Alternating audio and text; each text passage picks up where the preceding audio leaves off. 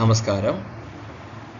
നമ്മുടെ ഇന്നത്തെ ക്ലാസ്സിൽ ഇന്ത്യൻ കോൺട്രാക്റ്റ് ആക്ടിലെ ചില പ്രത്യേക കരാറുകളുമായി ബന്ധപ്പെട്ട് വരുന്ന പ്രൊവിഷൻസ് ആണ് നമ്മൾ പഠിക്കുന്നത്. കഴിഞ്ഞ ക്ലാസ്സുകളിലൊക്കെ ആയിട്ട് കോൺട്രാക്ട്സുമായിട്ട് ബന്ധപ്പെട്ട് വരുന്ന ഏറ്റവും അടിസ്ഥാനപരമായിട്ടുള്ളതും വളരെ പ്രധാനപ്പെട്ടവയുമായ സെക്ഷനുകളൊക്കെ തന്നെ നമ്മൾ കവർ ചെയ്തു. അവയുമായി ബന്ധപ്പെട്ട് വരുന്ന ഇന്റർപ്രിട്ടേഷൻസും അവയുമായി ബന്ധപ്പെട്ട് വരുന്ന വിവിധ കേസ് ലോകളും നമ്മൾ എല്ലാം ഡിസ്കസ് ചെയ്തു. വ്യത്യസ്തമായിട്ടുള്ള പ്രിൻസിപ്പിളുകളും ഒക്കെ നമ്മൾ കവർ ചെയ്തു. ഇനി നമ്മൾ ഇന്ത്യൻ കോൺട്രാക്റ്റ് ആക്ടിലെ തന്നെ ചില പ്രത്യേക കരാറുകളെ സംബന്ധിച്ചുള്ള സെക്ഷനുകളാണ് നോക്കുന്നത്. അപ്പോൾ ആദ്യമായിട്ട് ഇന്നത്തെ ക്ലാസ്സിൽ നമ്മൾ അത്തരത്തിൽ രണ്ട് തരം സ്പെസിഫിക് കോൺട്രാക്റ്റുകളെ പറ്റിയിട്ടാണ് പഠിക്കുന്നത്. അവയാണ് contract of indemnity and contract of guarantee. അപ്പോൾ ഇവയെ പറ്റി നമുക്ക് വിശദമായിട്ട് പഠിക്കാം. സോ സ്പെസിഫിക് കോൺട്രാക്ട്സ് നമ്മുടെ ഇന്ത്യൻ കോൺട്രാക്റ്റ് ആക്ടിലെ സെക്ഷൻ 124 മുതൽ 238 വരെയുള്ള ഏരിയയിലാണ് നമ്മൾ ഇത്തരത്തിലുള്ള പ്രത്യേക തരം കരാറുകളെ പറ്റിയിട്ട് പരാമർശിക്കുന്നത്.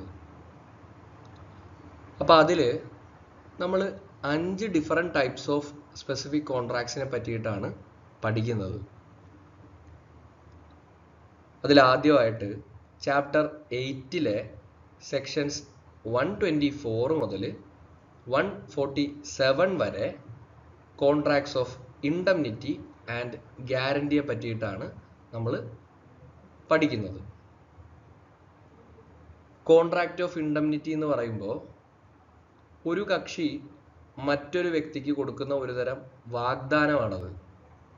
അതായത് ഒന്നുകിൽ ഈ വാഗ്ദാനം ചെയ്യുന്ന വ്യക്തിയുടെ സ്വന്തം പ്രവൃത്തി മൂലമോ അല്ലെങ്കിൽ മറ്റേതെങ്കിലും വ്യക്തിയുടെ പ്രവൃത്തി മൂലമോ സംഭവിച്ചേക്കാവുന്ന ഒരു നഷ്ടത്തിൽ നിന്ന് സംരക്ഷിക്കാമെന്ന് ആ വ്യക്തിക്ക് കൊടുക്കുന്ന വാഗ്ദാനത്തെയാണ്, ആ കരാറിനെയാണ് നമ്മൾ കോൺട്രാക്റ്റ് ഓഫ് ഇൻഡംനിറ്റി എന്ന് പറയുന്നത്. കോൺട്രാക്റ്റ് ഓഫ് ഗ്യാരണ്ടി എന്ന് പറഞ്ഞു കഴിഞ്ഞാൽ പ്രിൻസിപ്പൽ ഡെപ്റ്റർ എന്ന് പറയുന്ന ഒരു വ്യക്തി, ഇതിൻ്റെ അകത്ത് പ്രധാനമായിട്ടും 3 വ്യക്തികളാണ് അടങ്ങിയിട്ടുള്ളത്. ഒരു ഷുവർട്ടി കാണും, ഒരു ഗ്യാരണ്ടർ കാണും, പിന്നെ ഒരു പ്രിൻസിപ്പൽ ഡെപ്റ്റർ കാണും, പിന്നെ ഒരു ക്രെഡിറ്ററും കാണും. ഷുവർട്ടിയെ തന്നെയാണ് നമ്മൾ ഗ്യാരണ്ടർ എന്ന് വിളിക്കുന്നത്. അപ്പോൾ ജാമ്യം നിൽക്കുന്ന ആളെയാണ് ഇത്തരത്തിൽ ഗ്യാരണ്ടർ ആയിട്ട് നമ്മൾ കണക്കാക്കുന്നത്. ആരാണോ കടം കൊടുക്കുന്നത് അദ്ദേഹം ക്രെഡിറ്ററും, കടം എടുക്കുന്നയാൾ പ്രിൻസിപ്പൽ ഡെപ്റ്ററും. അപ്പോൾ പ്രിൻസിപ്പൽ ഡെപ്റ്റർ തൻ്റെ കടം അതിൽ വീഴ്ച വരുത്തി കഴിഞ്ഞാൽ ആ കടം തിരിച്ചടയ്ക്കാമെന്ന് ക്രെഡിറ്ററോട് ഗ്യാരണ്ടർ നൽകുന്ന ഉറപ്പുമായി ബന്ധപ്പെട്ട് വരുന്ന കരാറിനെയാണ് കോൺട്രാക്റ്റ് ഓഫ് ഗ്യാരണ്ടി എന്ന് നമ്മൾ വിശേഷിപ്പിക്കുന്നത്. ഇനി bailment and pledge chapter 9 section 148 മുതൽ 181 വരെയാണ് ഇവയെ പറ്റിയിട്ട് ഡീൽ ചെയ്യുന്നത്. ഒരു വ്യക്തി മറ്റൊരു വ്യക്തിക്ക് ഒരു പ്രത്യേക ആവശ്യത്തിനായി വസ്തുക്കൾ കൈമാറുന്നതിനെയാണ് നമ്മൾ ബെയിൽമെന്റ് എന്ന് പറയുന്നത്. ഈ ആവശ്യം പൂർത്തിയായി കഴിഞ്ഞാൽ ആ വസ്തുക്കൾ കൈമാറിയ വ്യക്തിക്ക് തിരികെ നൽകുകയോ അല്ലെങ്കിൽ അദ്ദേഹത്തിൻ്റെ നിർദ്ദേശപ്രകാരം അത് മറ്റെന്തെങ്കിലും തരത്തിൽ കൈകാര്യം ചെയ്യുകയോ വേണം. ഇതിൽ ബേസിക്കലി 2 വ്യക്തികളായിരിക്കും ഉണ്ടായിരിക്കുന്നത്, ഒരു ബെയിലറും ബെയിലിയും. വസ്തു കൈമാറുന്ന വ്യക്തിയെ ബെയിലർ എന്നും വസ്തു സ്വീകരിക്കുന്ന വ്യക്തിയെ ബെയിലി എന്നുമാണ് നമ്മൾ വിളിക്കുന്നത്. ഇനി പ്ലെഡ്ജ് എന്ന് പറയുമ്പോൾ അതൊരു പ്രത്യേക ടൈപ്പ് ബെയിൽമെന്റ് ആണ്. ഒരു കടത്തിനോ അല്ലെങ്കിൽ ഒരു പ്രോമിസ് നിറവേറ്റുന്നതിനോ ഉള്ള സുരക്ഷയ്ക്കായിട്ട്, ഒരു സെക്യൂരിറ്റി ആയിട്ട് സാധനങ്ങൾ കൈമാറുന്ന തരത്തിലുള്ള ഒരു ബെയിൽമെന്റിനെയാണ് നമ്മൾ പ്ലെഡ്ജ് എന്ന് പറയുന്നത്. പ്ലെഡ്ജിലും നേരത്തെ കേസ് പോലെ തന്നെ 2 വ്യക്തികളായിരിക്കും. സാധനം കൈമാറുന്ന വ്യക്തിയെ പോണർ എന്നും സാധനം സ്വീകരിക്കുന്ന വ്യക്തിയെ പോണി എന്നുമാണ് നമ്മൾ അഭിസംബോധന ചെയ്യുന്നത്. പിന്നെ അവസാനത്തെ ടൈപ്പ് സ്പെസിഫിക് കോൺട്രാക്റ്റ് നമ്മൾ ഡീൽ ചെയ്യുക ചാപ്റ്റർ 9ന്റെ അണ്ടറിലുള്ള സെക്ഷൻ 182 മുതൽ 238 വരെ നീണ്ടു കിടക്കുന്ന ഏജൻസി എന്ന് പറയുന്ന സ്പെസിഫിക് കോൺട്രാക്റ്റ് ആണ്. ഒരു ഏജന്റ് തൻ്റെ പ്രിൻസിപ്പലിന് വേണ്ടി പ്രവർത്തിക്കാനും മൂന്നാമതൊരു കക്ഷിയുമായി പ്രിൻസിപ്പലിന് നിയമപരമായ ബാധ്യതയുണ്ടാക്കുന്ന തരത്തിലുള്ള ബന്ധങ്ങൾ സ്ഥാപിക്കാനും ഏർപ്പെടുന്ന കരാറിനെയാണ് ഏജൻസി എന്ന് പറയുന്നത്.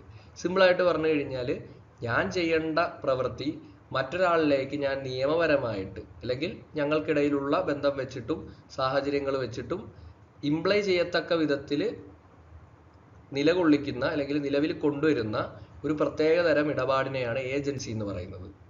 നമ്മളിത് ഒരുപാട് കേട്ട് പഴകിയ ഒരു കൺസെപ്റ്റാണ്. ഒരുപാട് മാക്സിംസ് നമ്മൾ ഇതിനെപ്പറ്റി പഠിച്ചിട്ടുണ്ട്, മാക്സിംസും അതിൻ്റെ ആപ്ലിക്കേഷൻസും കേസ് ലോസും ഒക്കെ.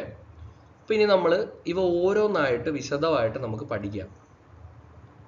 അപ്പോൾ ഇന്നത്തെ ക്ലാസ്സിൻ്റെ ഭാഗമായിട്ട് നമ്മൾ എടുക്കുന്നത് ഇതിൽ ആദ്യത്തെ ക്ലാസ്സാണ് ഇൻഡംനിറ്റി ആൻഡ് ഗ്യാരണ്ടി. ചാപ്റ്റർ 8ലെ സെക്ഷൻ 124 മുതൽ 147 വരെയുള്ള സ്പെസിഫിക് കോൺട്രാക്റ്റുകളായ indemnity and guarantee. So let us look into the contract of indemnity which extends from section 124 to section 125. രണ്ട് സെക്ഷൻസ് ആണ് ഇൻഡംനിറ്റി ആയിട്ട് ബന്ധപ്പെട്ട് വരുന്നത്.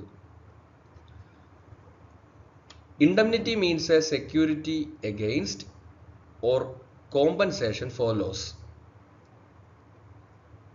Section 124 defines contract of indemnity.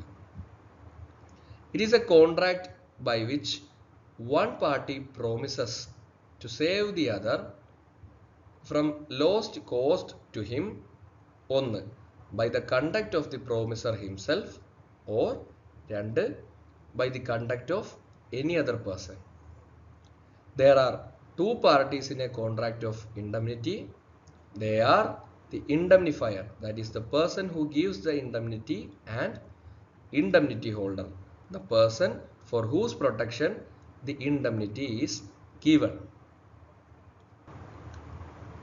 അപ്പോൾ എന്താണ്? ഒരു കക്ഷി മറ്റൊരു കക്ഷിക്ക് ഒരു പ്രത്യേക നഷ്ടം സംഭവിച്ചു കഴിഞ്ഞാൽ അത് താൻ നികത്തിക്കൊള്ളാം എന്ന് നടത്തുന്ന വാഗ്ദാനം, അത്തരത്തിൽ വാഗ്ദാനം ചെയ്യുന്ന ആ കരാറിനെയാണ് കോൺട്രാക്റ്റ് ഓഫ് ഇൻഡംനിറ്റി എന്ന് നമ്മൾ പറയുന്നത്. അപ്പോൾ ഈ താഴെ പറയുന്ന രീതിയിലായിരിക്കണം ഇത്തരത്തിൽ നഷ്ടം സംഭവിക്കുന്നത്.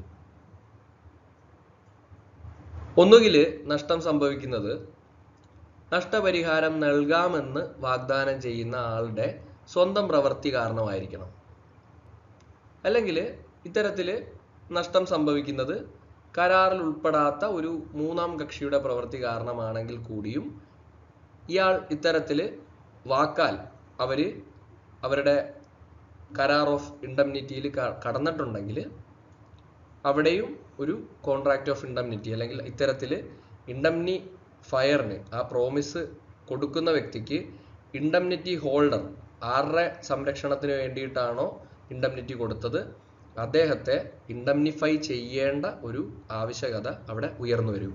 എയ്തർ തൻ്റെ സ്വന്തം പ്രവൃത്തി മൂലമുണ്ടാകുന്ന നഷ്ടങ്ങൾക്കോ അല്ലെങ്കിൽ മറ്റൊരു വ്യക്തിയുടെ പ്രവൃത്തി മൂലമുണ്ടാകുന്ന നഷ്ടങ്ങൾക്കോ താൻ ആ വാഗ്ദാനം കൊടുക്കുന്ന വ്യക്തിയെ സംരക്ഷിച്ചു കൊള്ളാം എന്ന് പറയുന്ന കരാറിനെയാണ് കോൺട്രാക്റ്റ് ഓഫ് ഇൻഡംനിറ്റി എന്ന് നമ്മൾ പറയുന്നത്. അപ്പോൾ ഇൻഡംനിഫയർ എന്ന് പറയുമ്പോൾ നഷ്ടപരിഹാരം നൽകാമെന്ന് ഉറപ്പ് നൽകുന്ന വ്യക്തിയും, ഇൻഡംനിറ്റി ഹോൾഡർ എന്ന് പറയുമ്പോൾ നഷ്ടപരിഹാരം ലഭിക്കാനായിട്ട് അർഹതയുള്ള വ്യക്തിയും.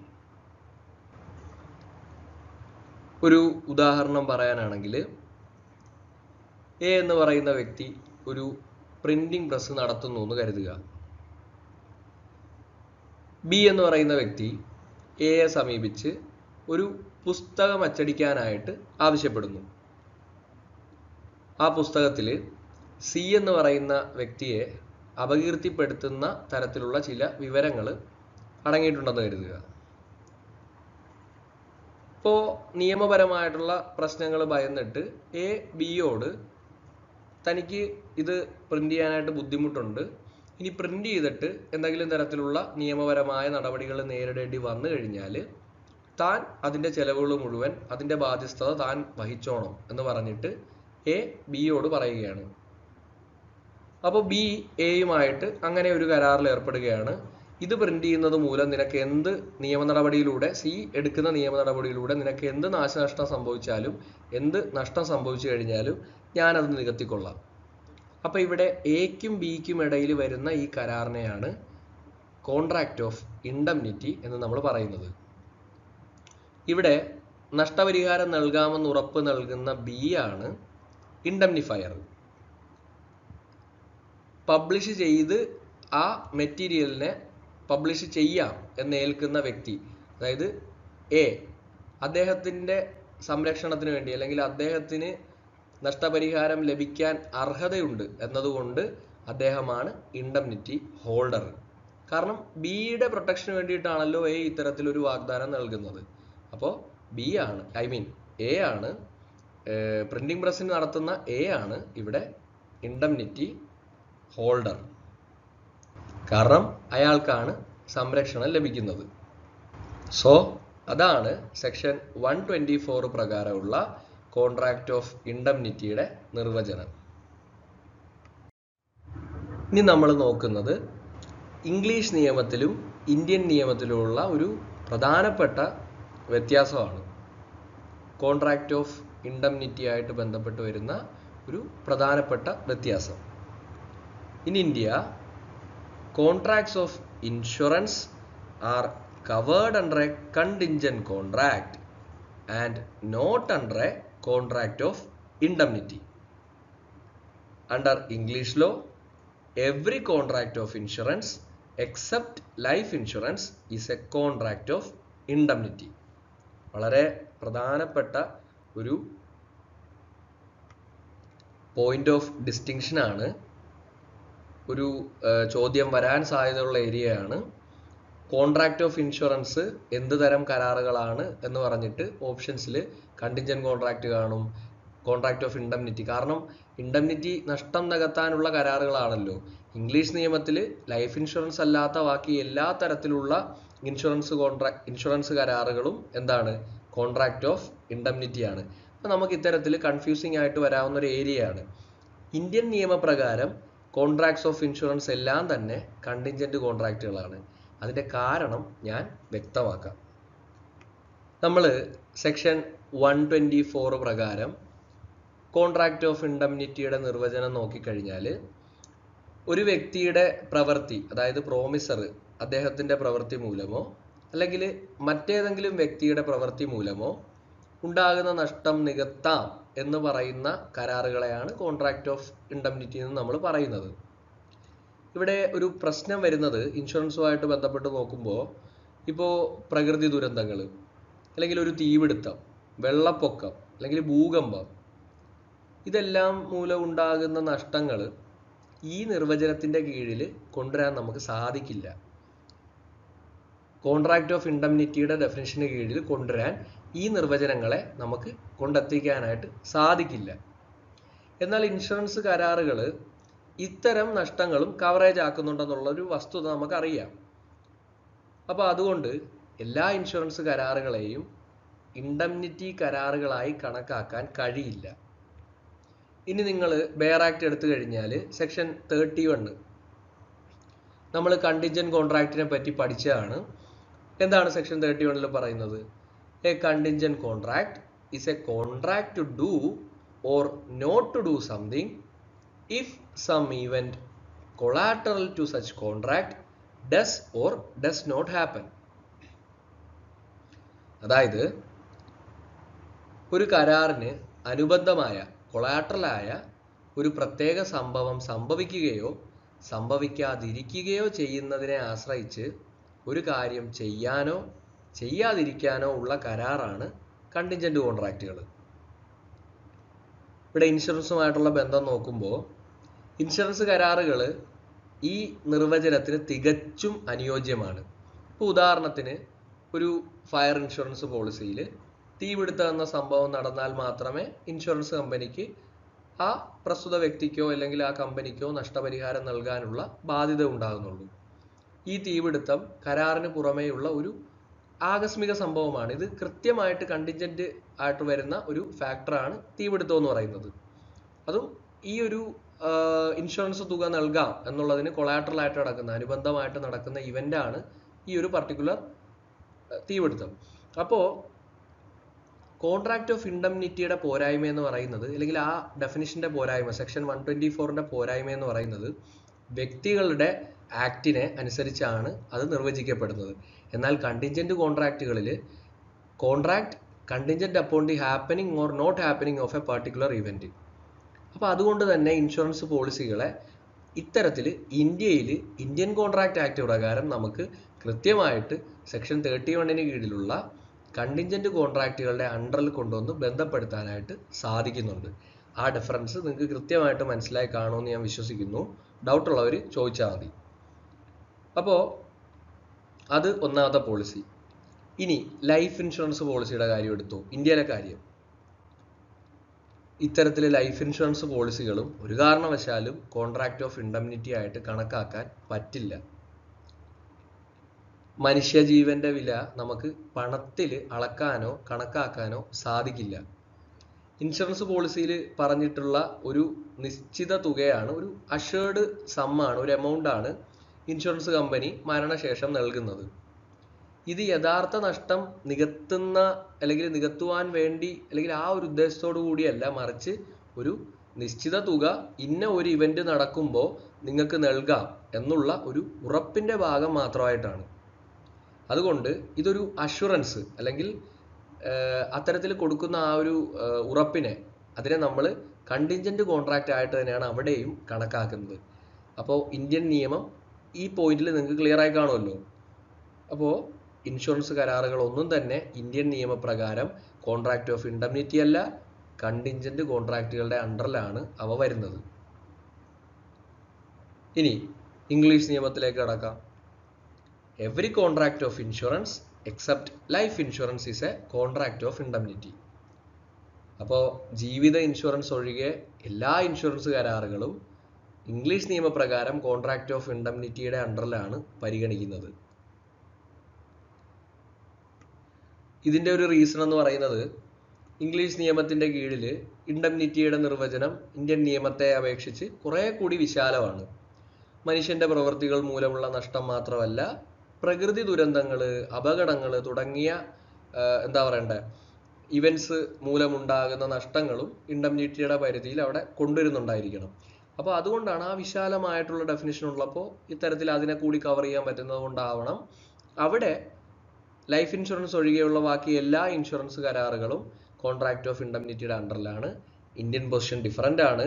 ഇന്ത്യയിൽ കണ്ടിൻജന്റ് കോൺട്രാക്റ്റുകളായിട്ടാണ് ഇൻഷുറൻസ് കരാറുകളെ കാണുന്നത്, കോൺട്രാക്ട് ഓഫ് ഇൻഡംനിറ്റി ആയിട്ടല്ല.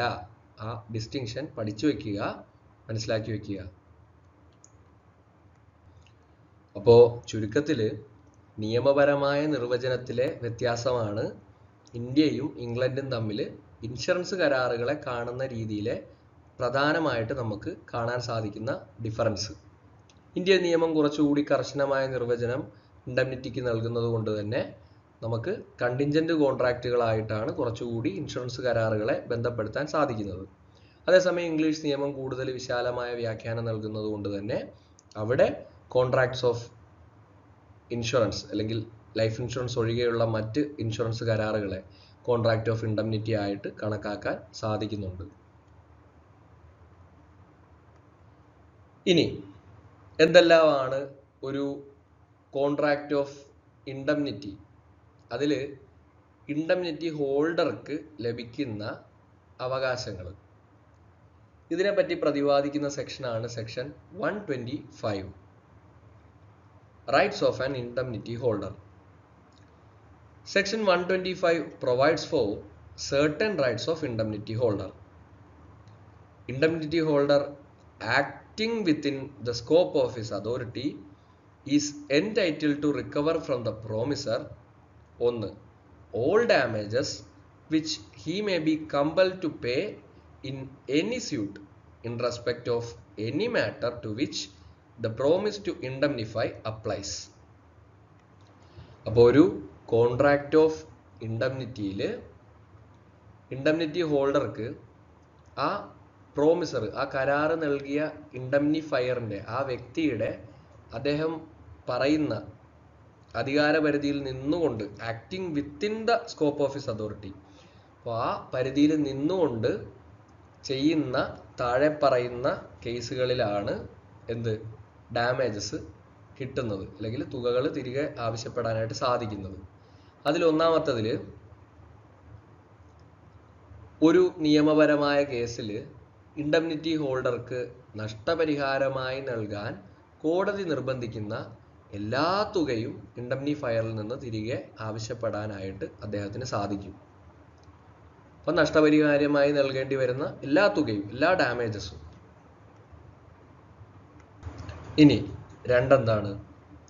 All cost which he may be compel to pay in any such suit if in bringing or defending it he did not contravene the orders of the promisor and acted as if it would have been prudent for him to act in the absence of any contract of indemnity, or if the promisor authorized him to bring or defend the suit.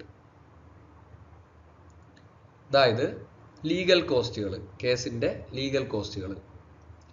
ഒരു case നടത്താനോ അല്ലെങ്കിൽ ഒരു കേസിനെ പ്രതിരോധിക്കാനോ defend ചെയ്യാനോ വേണ്ടി വന്ന എല്ലാ നിയമപരമായ ചെലവുകളും ഇൻഡംനിഫയറിൽ നിന്ന് തിരികെ ലഭിക്കാൻ ഇൻഡംനിറ്റി ഹോൾഡർക്ക് അവകാശമുണ്ട്. ഇതിൽ രണ്ട് നിബന്ധനകളാണുള്ളത്. ഒന്നെന്ന് പറഞ്ഞു കഴിഞ്ഞാൽ ഇൻഡംനിറ്റി ഹോൾഡർ കേസ് നടത്തുമ്പോൾ ഇൻഡംനിഫയറുടെ നിർദ്ദേശങ്ങൾക്ക് വിരുദ്ധമായി പ്രവർത്തിച്ചിരിക്കാൻ പാടില്ല. രണ്ടെന്താണ്? ഇത്തരത്തിലൊരു കോൺട്രാക്റ്റ് ഓഫ് ഇൻഡംനിറ്റി ഇല്ലായിരുന്നുവെങ്കിൽ ഒരു സാധാരണ റീസണബിൾ ആയിട്ടുള്ള വ്യക്തി എങ്ങനെ പ്രവർത്തിക്കുമായിരുന്നോ അതുപോലെ ന്യായമായ രീതിയിലായിരിക്കണം ഇൻഡംനിറ്റി ഹോൾഡർ പ്രവർത്തിച്ചിരിക്കേണ്ടത്. അപ്പോൾ ആ രണ്ട് സാഹചര്യങ്ങളും ഏതെങ്കിലും ഒന്നുണ്ടെങ്കിൽ, അല്ലെങ്കിൽ ആ സാഹചര്യങ്ങളിലൊക്കെ ആണെങ്കിൽ ഇത്തരത്തിൽ ലീഗൽ കോസ്റ്റുകൾ കിട്ടും. പിന്നെ all sums which he may have paid under the terms of any compromise of any such suit, if the compromise was not contrary to the orders of the promisor and was one which it would have been prudent for the promisee to make in the absence of any contract of indemnity, or if the promisor authorized him to compromise the suit. ഇപ്പോൾ compromise ചെയ്യുന്ന സമ്മുകൾ, ഒത്തുതീർപ്പ് തുകകൾ. ഒരു case കോടതിക്ക് പുറത്ത് ഒത്തുതീർപ്പാക്കാൻ indemnity ഹോൾഡർക്ക് നൽകേണ്ടി വന്ന എല്ലാ തുകയും ഇൻഡംനിഫയറിൽ നിന്ന് തിരികെ ഇദ്ദേഹത്തിന് ആവശ്യപ്പെടാനായിട്ട് സാധിക്കും. ഇതിനും രണ്ട് നിബന്ധനകളാണുള്ളത്. ഇൻഡംനിഫയറുടെ നിർദ്ദേശങ്ങൾക്ക് വിരുദ്ധമായിട്ടായിരിക്കരുത് ഒത്തുതീർപ്പ് നടന്നത്. രണ്ട്, നഷ്ടപരിഹാര കരാറില്ല. അതായത് ഈ കോൺട്രാക്റ്റ് ഓഫ് ഇൻഡംനിറ്റി ഇല്ലായിരുന്നുവെങ്കിൽ ഒരു സാധാരണ റീസണബിൾ ആയിട്ടുള്ള വ്യക്തി എപ്രകാരമായിരിക്കുമോ ഇത്തരത്തിൽ കോംപ്രമൈസ് ചെയ്യുക, അതുപോലെ റീസണബിൾ ആയിട്ടുള്ള രീതിയിൽ തന്നെ ആയിരിക്കണം ഇതും ചെയ്തിരിക്കുന്നത്. പിന്നെ ഈ രണ്ട് കേസുകളിലും എക്സ്പ്രസ് ആയിട്ട് ഇൻഡംനിഫയർ ഓതറൈസ് ചെയ്തിട്ടുണ്ടെങ്കിലും ഇപ്രകാരം ഇൻഡംനിറ്റി ഹോൾഡർ ചെയ്യുന്ന പ്രവർത്തികൾക്കും കോസ്റ്റും സമ്മും കിട്ടുന്നതായിരിക്കും. അപ്പോൾ എന്തെല്ലാമാണ് within the scope of his authority, തൻ്റെ അധികാര പരിധിയിൽ നിന്നുകൊണ്ട് ആക്ട് ചെയ്യുമ്പോൾ ഇൻഡംനിഫയറിൽ നിന്ന് എല്ലാ ഡാമേജസും, all cost relating to the suit and all sums which are under terms of compromise, ഇതെല്ലാം റിക്കവറബിൾ ആണ് എന്നാണ് സെക്ഷൻ 125 പറഞ്ഞിരിക്കുന്നത്. അപ്പോൾ ഈ മൂന്ന് അവകാശങ്ങളും ഇൻഡംനിറ്റി ഹോൾഡറെ കരാർ മൂലം അല്ലെങ്കിൽ ഈ ഒരു അറേഞ്ച്മെന്റിനുള്ളിൽ നിന്നുകൊണ്ട് അദ്ദേഹത്തിന് നേരിടേണ്ടി വരുന്ന സാമ്പത്തിക നഷ്ടങ്ങളിൽ നിന്ന് സംരക്ഷിക്കാൻ ഉദ്ദേശിച്ചുകൊണ്ടാണ് വെച്ചിരിക്കുന്നത്, ഇൻഡംനിറ്റി ഹോൾഡറെ സംരക്ഷിക്കാനായിട്ട്. ഒരു കോൺട്രാക്ട് ഓഫ് ഇൻഡംനിറ്റി വഴി നൽകപ്പെട്ട ഉറപ്പുകൾക്ക് നിയമപരമായ പിൻബലം നൽകുകയാണ് സെക്ഷൻ 125 ചെയ്യുന്നത്. In India, contract of indemnity does not include ഒന്ന് implied promise to indemnify and രണ്ട് loss arising from accidents and events which are not dependent on the conduct of human beings. ഇപ്പോൾ Indian contract act അനുസരിച്ച് contract of indemnity ഉൾക്കൊള്ളാത്ത അല്ലെങ്കിൽ അതിൻ്റെ limitation ആയിട്ട് വരുന്ന രണ്ട് കാര്യങ്ങളാണ് നമ്മളിവിടെ മെൻഷൻ ചെയ്തിരിക്കുന്നത്. ഒന്ന്, ഇംപ്ലൈഡ് പ്രോമിസ് ടു ഇൻഡംനിഫൈ എന്ന് പറയുന്നത് സാധ്യമല്ല എന്നുള്ളത്. നമ്മൾ സെക്ഷൻ 124 ഡെഫിനിഷൻ എടുത്ത് നോക്കിക്കഴിഞ്ഞാൽ ഇത്തരത്തിൽ ആ ഒരു ഡെഫിനിഷനിൽ ഒരു എക്സ്പ്രസ് ആയിട്ടുള്ള വാഗ്ദാനം മാത്രമാണ് വന്നിരിക്കുന്നത്. പക്ഷേ ഈ ഒരു പോയിന്റ് നമുക്കൊരു പ്രോപ്പർ ആയിട്ടൊരു സ്ഥിരതയില്ലാത്ത ഇംപ്ലൈഡ് പ്രോമിസ് ടു ഇൻഡംനിഫൈ എന്ന് പറയുന്നതിനെ ചില സാഹചര്യങ്ങളിൽ കോടതികൾ പലപ്പോഴും ഈ നിയമത്തെ വ്യത്യസ്തമായും വ്യാഖ്യാനിച്ച കേസുകളുണ്ട്. അങ്ങനെ കേസുകളെല്ലാം നമ്മൾ പഠിക്കേണ്ട. ബേസിക് ആക്ട് പ്രകാരം ഇംപ്ലൈഡ് പ്രോമിസ് ടു ഇൻഡംനിഫൈ ഇല്ല. എങ്കിലും ചില പ്രത്യേക സാഹചര്യങ്ങളിൽ നിയമപരമായ ബാധ്യതകൾ അല്ലെങ്കിൽ നീതി പിന്നെ ഇക്വിറ്റി എന്നിവയുടെ അടിസ്ഥാനത്തിലൊക്കെ ഇംപ്ലൈഡ് പ്രോമിസസ് ഇത്തരത്തിൽ കോൺട്രാക്ട് ഓഫ് ഇൻഡംനിറ്റിയുടെ പരിധിയിൽ വരുമെന്ന് കോടതികൾ പലപ്പോഴും വിധിച്ചിട്ടുണ്ട്. പക്ഷെ ആക്ട് പ്രകാരമുള്ള ജനറൽ തത്വം എന്ന് പറഞ്ഞു കഴിഞ്ഞാൽ കോൺട്രാക്ട് ടു ഇൻഡംനിഫൈ എന്ന് പറയുന്നത് എക്സ്പ്രസ് ആയിട്ട് വരുന്ന കരാറുകളായിരിക്കണം. ഇംപ്ലൈഡ് പ്രോമിസ് ടു ഇൻഡംനിഫൈ പാടില്ല എന്നുള്ളതാണ്. രണ്ടാമത്തത് എന്താണ്? Loss arising from accidents and events which are not dependent on conduct of human being. ഒരു കോൺട്രാക്ട് ഓഫ് ഇൻഡംനിറ്റി വഴി നികത്താൻ കഴിയുന്ന നഷ്ടം സെക്ഷൻ 124 പ്രകാരം എന്തായിരിക്കണം? വാഗ്ദാനം ചെയ്ത വ്യക്തിയുടെയോ അല്ലെങ്കിൽ മറ്റേതെങ്കിലും വ്യക്തിയുടെയോ പ്രവർത്തികൾ മൂലം ഉണ്ടാകുന്നതായിരിക്കണം. ഇപ്പോൾ ഇതേ റീസൺ കൊണ്ട് തന്നെയാണ് നമ്മൾ ഇൻഷുറൻസ് കരാറുകളെ കോൺട്രാക്ട് ഓഫ് ഇൻഡംനിറ്റി ആയിട്ട് കണക്കാക്കാത്തത്. കാരണം അവ ഇപ്പോഴും എല്ലാ സാഹചര്യങ്ങളിലും മനുഷ്യന്റെ പ്രവർത്തികൾ മൂലം വരുന്നതാവണം എന്ന് നിർബന്ധം ഇല്ല. അപ്പോൾ അതും അതിൻ്റെ ഒരു ലിമിറ്റേഷനാണ്. കോൺട്രാക്ട് ഓഫ് ഇൻഡംനിറ്റി എന്ന് പറയുന്നത് എന്താണ്? ഇത്തരത്തിൽ accidents and events which are not dependent on human being ആണെങ്കിൽ അവ ഉൾക്കൊള്ളാറില്ല. അതുകൊണ്ട് പ്രകൃതി ദുരന്തങ്ങൾ പോലെ ഇപ്പോൾ എന്താണ് വെള്ളപ്പൊക്കമോ ഭൂകമ്പമോ അല്ലെങ്കിൽ തീപിടുത്തമോ അല്ലെങ്കിൽ മറ്റ് ആകസ്മികമായിട്ടുള്ള അപകടങ്ങൾ എന്നിവ മൂലമുണ്ടാകുന്ന നഷ്ടങ്ങൾ ഈ നിയമത്തിന്റെ നിർവചനത്തിന്റെ പരിധിയിൽ വരുന്നില്ല. അപ്പോൾ ഇത്രയേ ഉള്ളൂ. വ്യക്തികളുടെ ഡയറക്റ്റ് പ്രവൃത്തികൾ മൂലമല്ലാത്ത തരത്തിലുള്ള ദുരന്തങ്ങൾക്കോ അല്ലെങ്കിൽ നാശനഷ്ടങ്ങൾക്കോ കോൺട്രാക്ട് ഓഫ് ഇൻഡംനിറ്റി എക്സ്റ്റെൻഡ് ആവുന്നില്ല. അതുപോലെ കോൺട്രാക്ട് ഓഫ് ഇൻഡംനിറ്റി എക്സ്പ്രസ് ആയിരിക്കണം. എങ്കിലും ഞാൻ പറയുന്നു ചില എക്സെപ്ഷണൽ സർക്കംസ്റ്റാൻസസിൽ എന്താണ് നീതി അല്ലെങ്കിൽ നീതിയുക്തമായ തീരുമാനങ്ങൾ കൊണ്ടുവരാനോ ഇക്വിറ്റിയെ ബേസ് ചെയ്തിട്ടോ ഇതൊക്കെ കോടതികൾ ചില സാഹചര്യങ്ങളിൽ ഇംപ്ലൈഡ് പ്രോമിസസ് അല്ലെങ്കിൽ ഇംപ്ലൈഡ് കോൺട്രാക്ട് ഓഫ് ഇൻഡംനിറ്റി ഒക്കെ കണക്കിലെടുത്തിട്ടുണ്ട്. അപ്പോൾ ബേസിക് ആയിട്ട് ഇത് രണ്ടുമാണ് ആക്ട് പ്രകാരമുള്ള രണ്ട് ജനറൽ തത്വങ്ങൾ. അതുകൂടി പഠിച്ചു വയ്ക്കുക. സോ സെക്ഷൻ 124ഉം 125ഉം ആണ് നമുക്ക് കോൺട്രാക്ട് ഓഫ് ഇൻഡംനിറ്റി ആയിട്ട് ബന്ധപ്പെട്ട് പഠിക്കേണ്ട സെക്ഷനുകൾ. നമ്മൾ ഇനി അടുത്തതായിട്ട് നോക്കുന്നത് കോൺട്രാക്ട് ഓഫ് ഗ്യാരണ്ടി ആണ്. From sections 126 to 147. Section 126 defines contract of guarantee, surety, principal debtor and creditor. A contract of guarantee is a contract to perform the promise or discharge the liability of a third person in case of his default. The person who gives the guarantee is called the surety. The person in respect of whose default the guarantee is given is called the principal debtor. The person to whom the guarantee is given is called the creditor.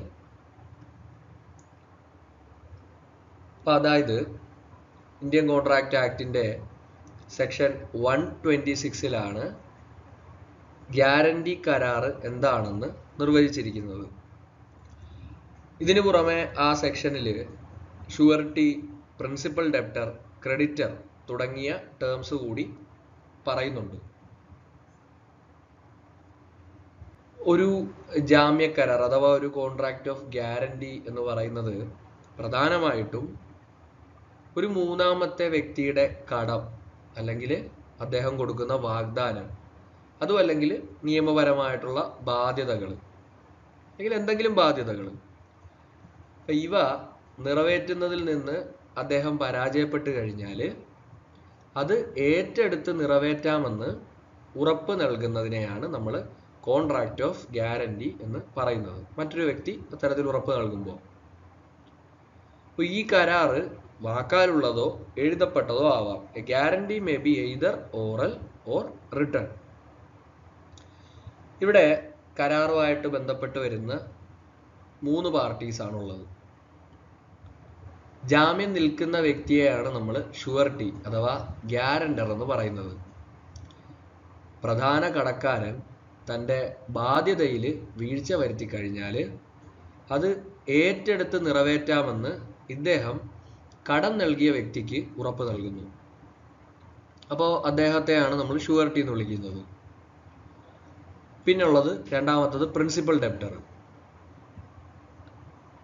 യഥാർത്ഥത്തിൽ കടം വാങ്ങുന്ന അല്ലെങ്കിൽ ബാധ്യത യഥാർത്ഥത്തിൽ ആരുടെ മേലാണോ ഉള്ളത് ആ വ്യക്തിയെയാണ് നമ്മൾ പ്രിൻസിപ്പൽ ഡെപ്റ്റർ എന്ന് വിളിക്കുന്നത്. കടക്കാരൻ, പ്രധാന കടക്കാരൻ. പിന്നെ പണം കടം നൽകുന്ന വ്യക്തി അല്ലെങ്കിൽ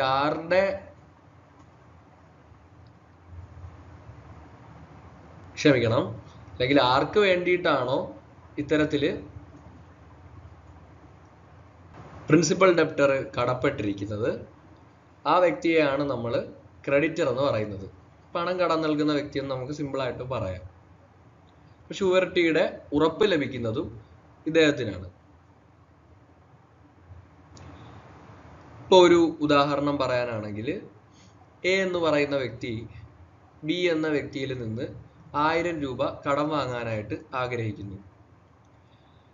പക്ഷെ ബി ഈ പണം വെറുതെ കൊടുക്കാനായിട്ട് തയ്യാറല്ല. അപ്പൊ ഇവിടെ ഈ സാഹചര്യത്തിൽ എയുടെ സുഹൃത്തായ സി മുന്നോട്ട് വന്ന് ബിയോട് പറയുന്നു, എ കടം തിരിച്ചടച്ചില്ലെങ്കിൽ ഞാൻ ആ തുക നിങ്ങൾക്ക് തിരികെ നൽകിക്കോളാം. ഇപ്പോൾ എക്ക് തൽക്കാലം നിങ്ങൾ ഈ തുക നൽകി സഹായിക്കണമെന്ന്. അപ്പോൾ ആ സാഹചര്യത്തിൽ സി ആണ് ഷുവർട്ടി. പ്രിൻസിപ്പൽ ഡെപ്റ്റർ അഥവാ പ്രധാനപ്പെട്ട കടക്കാരനാരാണ്? എ ആണ്.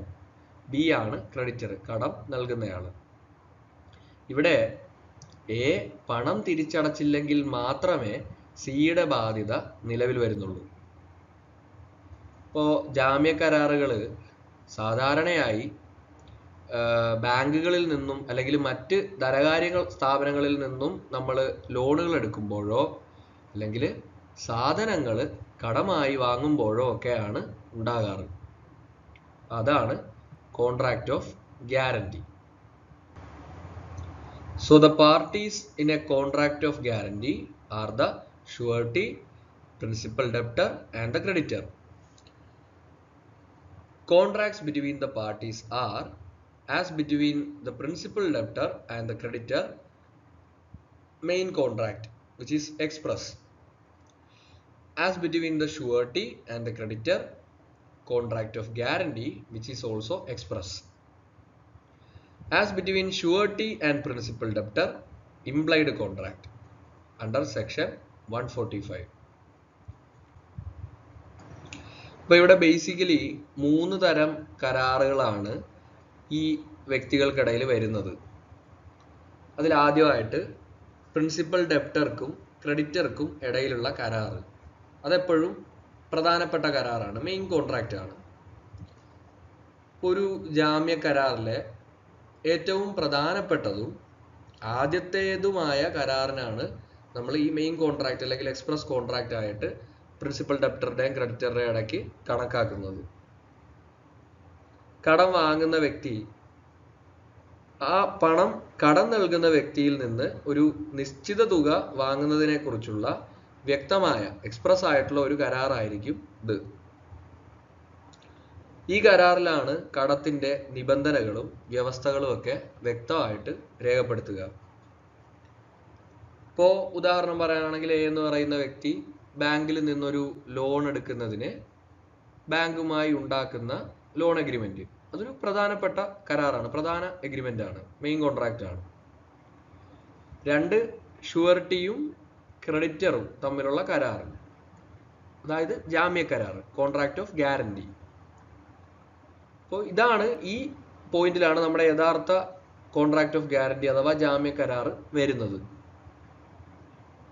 ഇപ്പോൾ പ്രിൻസിപ്പൽ ഡെപ്റ്റർ തൻ്റെ കടം തിരിച്ചടയ്ക്കുന്നതിൽ നിന്ന് പരാജയപ്പെട്ട് കഴിഞ്ഞാൽ ആ ബാധ്യത ഏറ്റെടുത്ത് ക്രെഡിറ്റർക്ക് തിരികെ നൽകാം, ഈ ഡിഫോൾട്ട് വരുത്തുന്ന തുക തിരികെ നൽകാം എന്ന് ജാമ്യക്കാരൻ ഉറപ്പ് നൽകുന്ന വ്യക്തമായ കരാറാണ് കോൺട്രാക്ട് ഓഫ് ഗ്യാരണ്ടി, എക്സ്പ്രസ് ആണ്. ഇപ്പോൾ ഉദാഹരണം പറയാനാണെങ്കിൽ എയുടെ ലോണിന് ബി ജാമ്യം നിൽക്കുമ്പോൾ ബിയും ബാങ്കും തമ്മിൽ ഉണ്ടാക്കുന്ന കരാറാണ് ഈ ജാമ്യ കരാർ. ഇനി മൂന്നാമത്തെ കരാർ, ഷുവർട്ടിയും പ്രിൻസിപ്പൽ ഡെപ്റ്ററും തമ്മിലുള്ള കരാർ. ശരിക്കും ഇതൊരു കോൺട്രാക്ട് ഓഫ് ഇൻഡംനിറ്റി കൂടെയാണ് ഈ മൂന്നാമത്തെ കേസിൽ ഷുവർട്ടിയും പ്രിൻസിപ്പൽ ഡെപ്റ്ററിന്റെ ഇടയിൽ വരുന്നത്. സെക്ഷൻ 145 ആണ് അതിനെ ഗവേൺ ചെയ്യുന്ന പ്രൊവിഷൻ. ഇത് ഒരു ഇംപ്ലൈഡ് കോൺട്രാക്റ്റ് ആണെന്ന് ഉള്ളത് കൂടിയാണ് ഇവിടെ നമ്മൾ പ്രത്യേകം ശ്രദ്ധിക്കേണ്ട ഒരു ഫാക്ടർ. ഇപ്പോൾ ഇന്ത്യൻ കോൺട്രാക്ട് ആക്ടിലെ സെക്ഷൻ 145 അനുസരിച്ച് ഷുവർട്ടിയും പ്രിൻസിപ്പൽ ഡെപ്റ്ററും തമ്മിൽ ഒരു ഇംപ്ലൈഡ് കരാറാണ് വരുന്നത്. പ്രധാന കടക്കാരന് വേണ്ടി ഷുവർട്ടിക്ക് എന്തെങ്കിലും തുക നൽകേണ്ടി വന്നു കഴിഞ്ഞാൽ, അല്ലെങ്കിൽ ഷുവർട്ടി അദ്ദേഹത്തിന് എന്തെങ്കിലും തുക കൊടുക്കേണ്ടി വന്നു കഴിഞ്ഞാൽ ആ തുക തിരികെ നൽകാൻ പ്രധാന കടക്കാരൻ ബാധ്യസ്ഥനാണ്. ഈ ഒരു വ്യവസ്ഥയാണ് ഇവർക്കിടയിലുള്ള ഈ ഇംപ്ലൈഡ് കോൺട്രാക്റ്റ് മുഖാന്തരം നിലവിൽ വരുന്നത്. അപ്പോൾ ഇത് ഒരു എഴുതപ്പെട്ട കരാറായിരിക്കണമെന്ന് നിർബന്ധമില്ല, നിയമം തന്നെ ഇതിനെ അങ്ങ് അനുമാനിക്കുന്നു. ഇംപ്ലൈഡ് ആണ്, ബൈ ഇംപ്ലിക്കേഷൻ ആണ്. ഈ അവകാശത്തെ നമ്മളൊരു right to indemnity of the surety from the principal debtor എന്നാണ് വിശേഷിപ്പിക്കുന്നത്. ഉദാഹരണം, എ ബാങ്കിൽ നിന്നെടുത്ത ലോണ് തിരിച്ചടയ്ക്കുന്നതിൽ പരാജയപ്പെടുകയും ആ കടം ഷുവർട്ടി ബാങ്കിന് നൽകുകയും ചെയ്തു കഴിഞ്ഞാൽ ഷുവർട്ടി ആയിട്ടുള്ള ബിക്ക് ആ തുക എയിൽ നിന്ന് തിരികെ ആവശ്യപ്പെടാനായി നിയമപരമായിട്ട് അവകാശമുണ്ട്. അപ്പോൾ ഈ അവകാശം ഈ ഇംപ്ലൈഡ് കരാറിനെ അടിസ്ഥാനപ്പെടുത്തി വരുന്നതാണ്. അപ്പോൾ ഈ 3 കരാറുകളും ഒരുമിച്ച് വരുമ്പോഴാണ് അവിടെ ഒരു കോൺട്രാക്ട് ഓഫ് ഗ്യാരണ്ടി എന്നതിനെ നമുക്ക് കൃത്യമായിട്ട് വിശേഷിപ്പിക്കാൻ സാധിക്കുന്നത്. ഷുവർട്ടിക്കും ക്രെഡിറ്ററിനും ഇടയിലുള്ള കരാറാണ് കോൺട്രാക്ട് ഓഫ് ഗ്യാരണ്ടി. പക്ഷെ അത് വരണമെങ്കിൽ ആദ്യം പ്രിൻസിപ്പൽ ഡെപ്റ്ററും ക്രെഡിറ്ററും തമ്മിൽ ഒരു മെയിൻ കോൺട്രാക്റ്റ് വേണം, എക്സ്പ്രസ് ആയിരിക്കണം. അതിനെ ആസ്പദമാക്കി കോൺട്രാക്ട് ഓഫ് ഗ്യാരണ്ടി വരും. കോൺട്രാക്ട് ഓഫ് ഗ്യാരണ്ടി വരുമ്പോൾ താൻ നികത്തുന്ന ആ നഷ്ടത്തിന് മറ്റൊരു വ്യക്തിക്ക് പകരം വേറൊരു വ്യക്തിയെ ഷുവർട്ടി സാറ്റിസ്ഫൈ ചെയ്യുമ്പോൾ ഷുവർട്ടിയെ അൾട്ടിമേറ്റ് ആയിട്ട് ഇൻഡംനിഫൈ ചെയ്യാനായിട്ട് പ്രിൻസിപ്പൽ ഡെപ്റ്റർ ബാധ്യസ്ഥനാണ് എന്ന് പറയുന്ന തരത്തിൽ ആ ഒരു ഇംപ്ലൈഡ് കോൺട്രാക്റ്റ് കൂടി അവിടെ വരണം. അപ്പം ഈ 3 കോൺട്രാക്റ്റുകളാണ് ഈ 3 വ്യക്തികൾക്കിടയിൽ അവരുടെ ബന്ധത്തിനെ അടിസ്ഥാനപ്പെടുത്തിക്കൊണ്ട് നിലവിൽ വരുന്നത്. ഈ അടുത്തത് consideration four guarantee. Section 127 provides that anything done or any promise made for the benefit of the principal debtor may be sufficient consideration to the surety for giving the guarantee. അപ്പോൾ ജാമ്യത്തിനുള്ള പ്രതിഫലം എന്താണ് എന്നാണ് സെക്ഷൻ 127 പറഞ്ഞിരിക്കുന്നത്. അപ്പോൾ Indian contract ആക്ടിന്റെ section 127 പ്രകാരം പ്രധാന കടക്കാരൻ, അതായത് പ്രിൻസിപ്പൽ ഡെപ്റ്ററിന് ലഭിക്കുന്ന എന്തെങ്കിലും ആനുകൂല്യങ്ങളോ അല്ലെങ്കിൽ അയാൾക്ക് വേണ്ടി ചെയ്യുന്ന ഒരു വാഗ്ദാനമോ ജാമ്യക്കാരൻ ജാമ്യം നിൽക്കുന്നതിനുള്ള മതിയായ പ്രതിഫലമാണ് എന്നാണ് സെക്ഷൻ 127 പറഞ്ഞിരിക്കുന്നത്. ഇപ്പോൾ ഒരു ഉദാഹരണം പറയാനാണെങ്കിൽ, ബി എന്ന് പറയുന്ന വ്യക്തി എയോട് സാധനങ്ങൾ കടമായി നൽകാനായിട്ട് ആവശ്യപ്പെടുന്നു എന്ന് കരുതുക. എ അത് ചെയ്യാൻ സമ്മതിക്കുന്നത് സി എന്ന വ്യക്തി ജാമ്യം നിന്നാൽ മാത്രമാണ് എന്ന് എ പറയുകയാണ്. എ സാധനങ്ങൾ നൽകാം എന്നുള്ള ഈ വാഗ്ദാനം സിക്ക് ജാമ്യം നിൽക്കുന്നതിനുള്ള മതിയായ പ്രതിഫലമായിട്ടാണ് കണക്കാക്കുന്നത്. അതായത് ഇവിടെ ബിക്ക് ലഭിക്കുന്ന ഈ ആനുകൂല്യം, അതായത് ഇത്തരത്തിൽ കടത്തിൽ ക്രെഡിറ്റിൽ സാധനങ്ങൾ കൊടുക്കുന്ന ആ ആനുകൂല്യം സിയുടെ ആക്ടിനുള്ള അല്ലെങ്കിൽ ആ കോൺട്രാക്ട് ഓഫ് ഗ്യാരണ്ടിക്കുള്ള കൺസിഡറേഷൻ ആയിട്ട് കണക്കാക്കപ്പെടുന്നു. അപ്പൊ അതാണ് സെക്ഷൻ 127 പ്രകാരം anything done or any promise made for the benefit of principal debtor. Principal ഡെപ്റ്ററിന്റെ ഗുണത്തിന് വേണ്ടി എന്ത് തരത്തിലുള്ള പ്രോമിസുകൾ വാഗ്ദാനം നൽകിയാലോ അല്ലെങ്കിൽ എന്ത് തരത്തിലുള്ള ആക്ട് ചെയ്താലോ അത് തന്നെ ഗ്യാരണ്ടി നിൽക്കുന്ന വ്യക്തിക്ക്, ഗ്യാരണ്ടർക്ക് ആ ഗ്യാരണ്ടി നിൽക്കാനുള്ള മതിയായ കൺസിഡറേഷൻ ആയിട്ടാണ് കണക്കാക്കപ്പെടുന്നത്. അത് മനസ്സിലാക്കി വെക്കുക. വളരെ ഇമ്പോർട്ടൻ്റ് ആയിട്ടുള്ള ഒരു സെക്ഷനാണ്. അതുപോലെ തന്നെയാണ് സെക്ഷൻ 145 ആ ഒരു ഇംപ്ലൈഡ് കോൺട്രാക്റ്റും വരുന്നതും. അതുപോലെ there is an implied contract of indemnity, ഒരു ഇംപ്ലിക്കേഷൻ. നമ്മൾ കഴിഞ്ഞ സെക്ഷൻ ഇൻഡംനിറ്റി ആയിട്ട് ബന്ധപ്പെട്ട് വരുന്ന സെക്ഷനിൽ നമ്മൾ എക്സ്പ്രസ് ആയിട്ട് പറഞ്ഞതാണ് ഇംപ്ലൈഡ് ആയിട്ട് ഒരു കോൺട്രാക്ട് ഓഫ് ഇൻഡംനിറ്റി വരുന്നില്ല എന്നുള്ളത്. ഇവിടെ through act of the parties അവർ ഗ്യാരണ്ടി നിൽക്കുമ്പോൾ അവരുടെ ഷുവർട്ടിക്കും പ്രിൻസിപ്പൽ ഡെപ്റ്ററിനും ഇടയിൽ അവിടെ ഒരു ഇംപ്ലൈഡ് കോൺട്രാക്ട് വരുന്നുണ്ട്. അത് is A contract of indemnity ആണ് എന്നുള്ളത് കൂടി ഓർത്തു വയ്ക്കുക. ഒരു എക്സെപ്ഷൻ ആണ് നമ്മൾ നേരത്തെ പറഞ്ഞ കാര്യത്തിന് എന്നുള്ളത് കൂടി മനസ്സിലാക്കി വെക്കുക.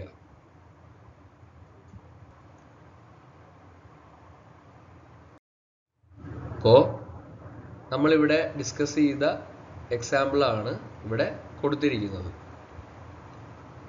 ഇനി അടുത്തത് ഷുവർട്ടീസ് ലയബിലിറ്റി under section 128.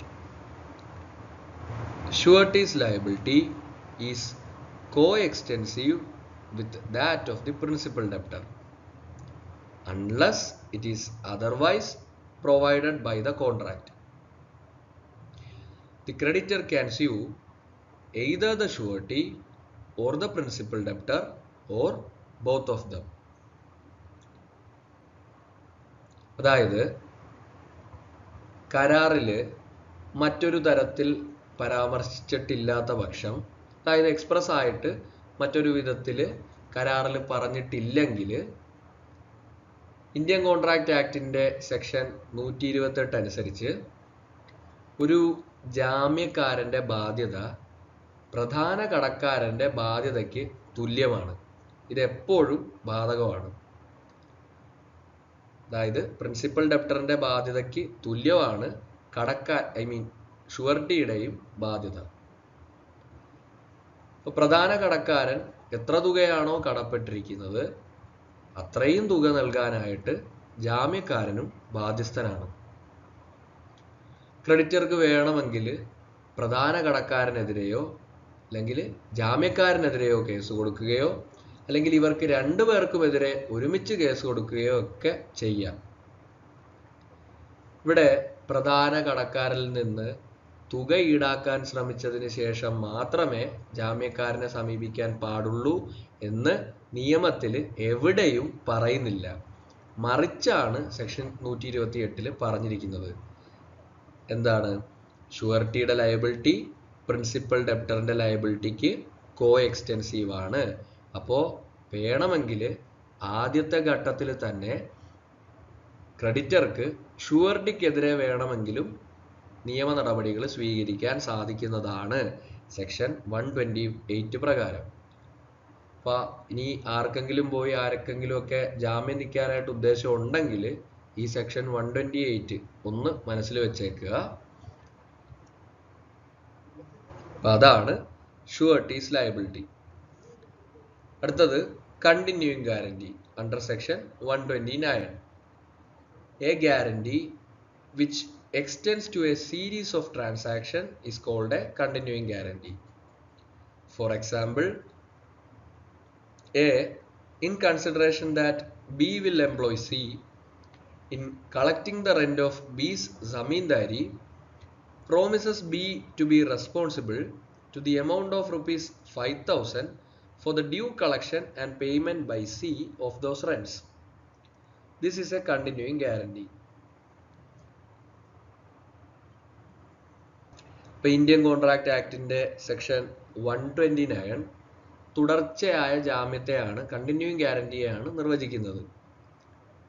ഒരു കൂട്ടം ഇടപാടുകൾക്ക് ബാധകമായ ജാമ്യത്തെയാണ് നമ്മൾ കണ്ടിന്യൂയിങ് ഗ്യാരണ്ടി എന്ന് പറയുന്നത്. ഒരു സീരീസ് ഓഫ് ട്രാൻസാക്ഷൻ ആണ് അവിടെ ഇൻവോൾവ് ആവുന്നത്.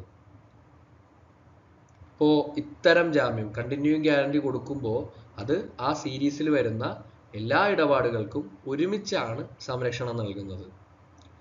ഇപ്പോൾ ഇവിടെ ഒരു ഉദാഹരണത്തിന് എ എന്നയാള് ബിക്ക് വേണ്ടി സിയുടെ വാടക പിരിച്ചെടുക്കാനായിട്ട് ജോലിക്ക് വെക്കുമ്പോൾ എ അതിന് എ ഇവിടെ ജാമ്യം നിൽക്കുന്നത് ബി എന്ന് പറയുന്ന വ്യക്തി സിയെ ബിക്ക് വേണ്ടിയിട്ട് അദ്ദേഹം വാടക പിരിക്കാൻ വേണ്ടിയിട്ട് സിയെ എംപ്ലോയ് ചെയ്ത് കഴിഞ്ഞാൽ അപ് ടു ₹5,000 ഇത്തരത്തിൽ ബിയോട് എ സിയുടെ ആ പിരിവിന് റെസ്പോൺസിബിൾ ആയിക്കോളാം എന്നാണ് പറയുന്നത്. അപ്പോൾ ഇത്തരത്തിൽ സി ആ 5,000 രൂപ വരെ പിരിക്കുന്നത്, അല്ലെങ്കിൽ ആ ഒരു എമൗണ്ട് വരെ പിരിക്കാം എന്ന് പറയുമ്പോൾ അത്തരത്തിൽ സി അപ് ടു ഈ ₹5,000 എമൗണ്ടിൽ എന്തെങ്കിലും വീഴ്ച വരുത്തി കഴിഞ്ഞാൽ എ അവിടെ റെസ്പോൺസിബിൾ ആകും. കാരണം ഇതൊരു സീരീസ് ഓഫ് ട്രാൻസാക്ഷൻ ആണ് ഈ റെന്റ് കളക്ഷൻ എന്ന് പറയുന്നത്. അപ്പോൾ 5,000 രൂപ വരെ ലിമിറ്റ് ഇട്ടിട്ടുള്ളത് കൊണ്ട് തന്നെ ആ ഒരു കണ്ടിന്യൂയിങ് സീരീസ് വരെ എ ബിയോട് ലയബിൾ ആയിരിക്കും. പിന്നെ ഇവിടെ ഷുവർട്ടീസ് ലയബിലിറ്റി പറയുമ്പോൾ ഒരു കാര്യം കൂടി ശ്രദ്ധിക്കേണ്ടത്, unless it is otherwise provided by the contract എന്നാണ് പറഞ്ഞിരിക്കുന്നത്. ഇപ്പോൾ ഷുവർട്ടിക്ക് പ്രിൻസിപ്പൽ ഡെപ്റ്ററിനുള്ള അതേ കടം തന്നെ അല്ലെങ്കിൽ അത്രയും ബാധ്യത തന്നെ ഉണ്ടാകുമെന്ന് പറയുന്നതിന് പകരമായിട്ട് ഇപ്പോൾ കോൺട്രാക്റ്റിൽ പറഞ്ഞിരിക്കുകയാണ് ഇത്ര രൂപ വരെ ഷുവർട്ടി ലയബിൾ ആയിരിക്കുമെന്ന്. അപ്പോൾ ഷുവർട്ടിക്ക് അത്രത്തോളം ലയബിലിറ്റിയെ വരുന്നുള്ളൂ. അവിടെ ക്രെഡിറ്റർക്ക് വേണമെങ്കിൽ ആ തുക കിട്ടുന്നതിനായിട്ട് ആദ്യം തന്നെ ഷുവർട്ടിക്കെതിരെ മൂവ് ചെയ്യാം, ഇറസ്പെക്റ്റീവ് ഓഫ് എത്ര തുക എന്നുള്ളത്. പക്ഷെ ഇത്ര തുക വരെ എന്ന് പറഞ്ഞിട്ടുണ്ടെങ്കിൽ ഷുവർട്ടിക്ക് അത്ര തുക വരെ മാത്രമേ ബാധ്യത വരികയുള്ളൂ. അതുകൂടി ശ്രദ്ധിക്കുക. ഇനി ഇവിടെ കണ്ടിന്യൂയിങ് ഗ്യാരണ്ടിയുടെ മറ്റൊരു ഉദാഹരണം, A guarantees payment to B of the price of 5 sacks of flour to be delivered by B to C and to be paid for in a month. B delivers 5 sacks to C. C pays for them. Afterwards, B delivers 4 sacks to C, which C does not pay for. The guarantee given by A was not a continuing guarantee, and accordingly, he is not liable for the price of 4 sacks. ഇവിടെ A എന്ന് പറയുന്ന വ്യക്തി ബിക്ക് ഇത്തരത്തിൽ C 5 ചാക്ക് floor B സിക്ക് കൊടുത്തു കഴിഞ്ഞാൽ സി പേയ്മെന്റ് കൊടുത്തോളും എന്നുള്ളതിനാണ് ഗ്യാരണ്ടി നിൽക്കുന്നത്. ഇവിടെ paid for in A month എന്ന് പറഞ്ഞിട്ടുണ്ട്. ബി ഇത്തരത്തിൽ 5 ചാക്ക് ഗോതമ്പ് കൊടുക്കുന്നു, അല്ലെങ്കിൽ ആ ഫ്ലോർ കൊടുക്കുന്നു, സി അതിന് പേയ്മെന്റ് കൊടുക്കുന്നു. അപ്പൊ ഇതോടുകൂടി ഈ ഗ്യാരണ്ടി കഴിഞ്ഞു. പിന്നീട് പിന്നെയും ബി 4 ചാക്ക് കൂടെ കൊടുക്കുന്നു സിക്ക്, സി അതിനുള്ള പേയ്മെന്റ് കൊടുക്കുന്നില്ല. ഇവിടെ എ ബിക്ക് കൊടുത്ത ആ പേയ്മെന്റിന്റെ ഗ്യാരണ്ടി ഒരു കണ്ടിന്യൂയിങ് ഗ്യാരണ്ടി അല്ലാത്തത് കൊണ്ട് തന്നെ ആ അഡീഷണൽ 4 ചാക്കിന് എ ലയബിൾ ആയിരിക്കുകയില്ല. അതാണ് ഇവിടെ ഈ എക്സാമ്പിളിൽ പറയുന്നത്. അടുത്തത് എങ്ങനെയാണ് തുടർച്ചയായ guarantee റദ്ദാക്കുന്നത്? Revocation of continuing guarantee as to future transaction. A continuing guarantee as to future transactions may be revoked in the following manner. 1. by notice of revocation by surety, which is dealt with under section 130, and by death of the surety, which is dealt with under section 131. നിങ്ങൾ bear act എടുത്ത് പരിശോധിച്ചു കഴിഞ്ഞാൽ section 130 എന്ന് പറയുന്നത് revocation of continuing ഗ്യാരണ്ടിയും section 131 എന്ന് പറയുന്നത് revocation of continuing guarantee by surety's ഡെത്തും എന്നാണ് പറഞ്ഞിരിക്കുന്നത്. അതിൽ 130-ൽ a continuing guarantee may be at any time revoked by the surety as to future transaction by notice to the creditor എന്നാണ് പറഞ്ഞിരിക്കുന്നത്. അതായത് സെക്ഷൻ 130 പ്രകാരം ഒരു ജാമ്യക്കാരന് എപ്പോൾ വേണമെങ്കിലും ക്രെഡിറ്ററെ രേഖാമൂലം ഒരു നോട്ടീസ് നൽകി ഈ വിവരം ധരിപ്പിച്ചതിന് ശേഷം തങ്ങൾ ഈ ഒരു പർട്ടിക്കുലർ കാര്യവുമായി ബന്ധപ്പെട്ട് ഏർപ്പെട്ട കണ്ടിന്യൂയിങ് ഗ്യാരണ്ടി റദ്ദാക്കാം എന്നാണ് സെക്ഷൻ 130-ൽ പറഞ്ഞിരിക്കുന്നത്. അപ്പോൾ ഇത്തരത്തിൽ ഈ നോട്ടീസ് നൽകിയതിന് ശേഷം നടക്കുന്ന ഇടപാടുകൾക്ക് ജാമ്യക്കാരൻ ഉത്തരവാദി ആയിരിക്കില്ല. അതാണ് സെക്ഷൻ 130-ൽ പരാമർശിക്കുന്നത്. ഇവിടെ ശ്രദ്ധിക്കേണ്ട കാര്യം എന്ന് പറയുന്നത് ഇത്തരത്തിൽ നോട്ടീസ് നൽകുമ്പോൾ ആ നോട്ടീസ് നൽകുന്നതിന് മുൻപുള്ള എല്ലാ ട്രാൻസാക്ഷൻസിനും ഷുവർട്ടി ലയബിൾ ആയിരിക്കും. നോട്ടീസ് പ്രോപ്പറായിട്ട് ക്രെഡിറ്റർക്ക് കിട്ടിക്കഴിഞ്ഞു കഴിഞ്ഞാൽ അതിനുശേഷമുള്ള ഒരു ട്രാൻസാക്ഷൻസിലും ക്രെഡിറ്ററോട് ഷുവർട്ടി ലയബിൾ ആയിരിക്കുകയില്ല. അതാണ് കണ്ടിന്യൂയിങ് ഗ്യാരണ്ടി റിവോക്ക് ചെയ്യുന്ന സെക്ഷൻ 130 പ്രകാരമുള്ള നോട്ടീസ് ഓഫ് റിവോക്കേഷൻ എന്ന് പറയുന്ന മെത്തേഡ്. ഈ സെക്ഷൻ 131 എന്താണ് പറയുന്നത്? The death of the surety operates in the absence of any contract to the contrary as a revocation of continuing guarantee so far as regards future transactions. അതായത് ജാമ്യം നിൽക്കുന്ന ആളിൻ്റെ മരണം. സെക്ഷൻ 131 പ്രകാരം ഒരു തുടർച്ചയായ ഗ്യാരണ്ടി നൽകിയ വ്യക്തി മരിച്ചു കഴിഞ്ഞാൽ ആ ഗ്യാരണ്ടി തനിയെ റദ്ദാക്കപ്പെടും. ഇത് ഭാവിയിൽ നടക്കാൻ സാധ്യതയുള്ള ഇടപാടുകൾക്ക് മാത്രമാണ് ബാധകമാകുന്നത്.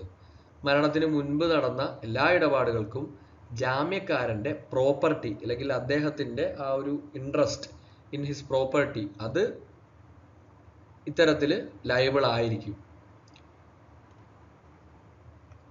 ഇപ്പോൾ ഒരു ഉദാഹരണം പറയാനാണെങ്കിൽ ഒരു ഗ്യാരണ്ടി നൽകിയ വ്യക്തി മരിച്ചു കഴിഞ്ഞാൽ ആ വ്യക്തി ആർക്ക് വേണ്ടിയാണ് ഒരു ബാങ്ക് ലോണിനാണ് അപേക്ഷിച്ചതെന്ന് കരുതുക, അതിനാണ് ഗ്യാരണ്ടി തന്നതെന്ന് കരുതുക. അപ്പോൾ അദ്ദേഹം മരിച്ചു കഴിഞ്ഞാൽ മരണശേഷം ബാങ്ക് നൽകുന്ന പുതിയ ലോണുകൾക്ക് അയാളുടെ ലീഗൽ ഹെയർസോ അല്ലെങ്കിൽ അദ്ദേഹത്തിൻ്റെ പ്രോപ്പർട്ടിയോ ഒന്നും തന്നെ, അദ്ദേഹത്തിൻ്റെ പ്രോപ്പർട്ടിയാണ്, ഹിസ് പ്രോപ്പർട്ടിയാണ് ഇവിടെ എന്താണ് പ്രോപ്പർട്ടിക്ക് മേലാണ് ലയബിലിറ്റി വരുന്നത്. അപ്പോൾ മരണശേഷം നൽകുന്ന ലോണുകൾക്കോ നടത്തുന്ന ട്രാൻസാക്ഷൻസിനോ ഒന്നും തന്നെ അദ്ദേഹത്തിൻ്റെ പ്രോപ്പർട്ടി ലയബിൾ ആയിരിക്കില്ല. എന്നാൽ അതിനു മുൻപ് നടന്ന എല്ലാ തരം ഇടപാടുകൾക്കും അദ്ദേഹത്തിൻ്റെ പ്രോപ്പർട്ടിക്കെതിരെ ബാങ്കിന് ലീഗലായിട്ട് നീങ്ങാൻ സാധിക്കും. ഇതാണ് ഇതിനൊരു ഉദാഹരണം. അപ്പോൾ ഈ രണ്ട് സാഹചര്യങ്ങളിലും ഗ്യാരണ്ടി റദ്ദാക്കപ്പെടുന്നത് ഫ്യൂച്ചർ ട്രാൻസാക്ഷൻസുമായി ബന്ധപ്പെട്ട് മാത്രമാണ്. അല്ലാതെ ഈ ഒരു നോട്ടീസ് ഓഫ് റിവോക്കേഷനോ അല്ലെങ്കിൽ ഡെത്ത് എന്ന് പറയുന്ന ആ ഒരു ഇവന്റോ നടക്കുന്നതിന് മുമ്പ് ഉള്ള ട്രാൻസാക്ഷൻസിനല്ല. ഇതാണ് പ്രധാനമായിട്ട് ഇവിടെ ശ്രദ്ധിക്കേണ്ട വസ്തുത.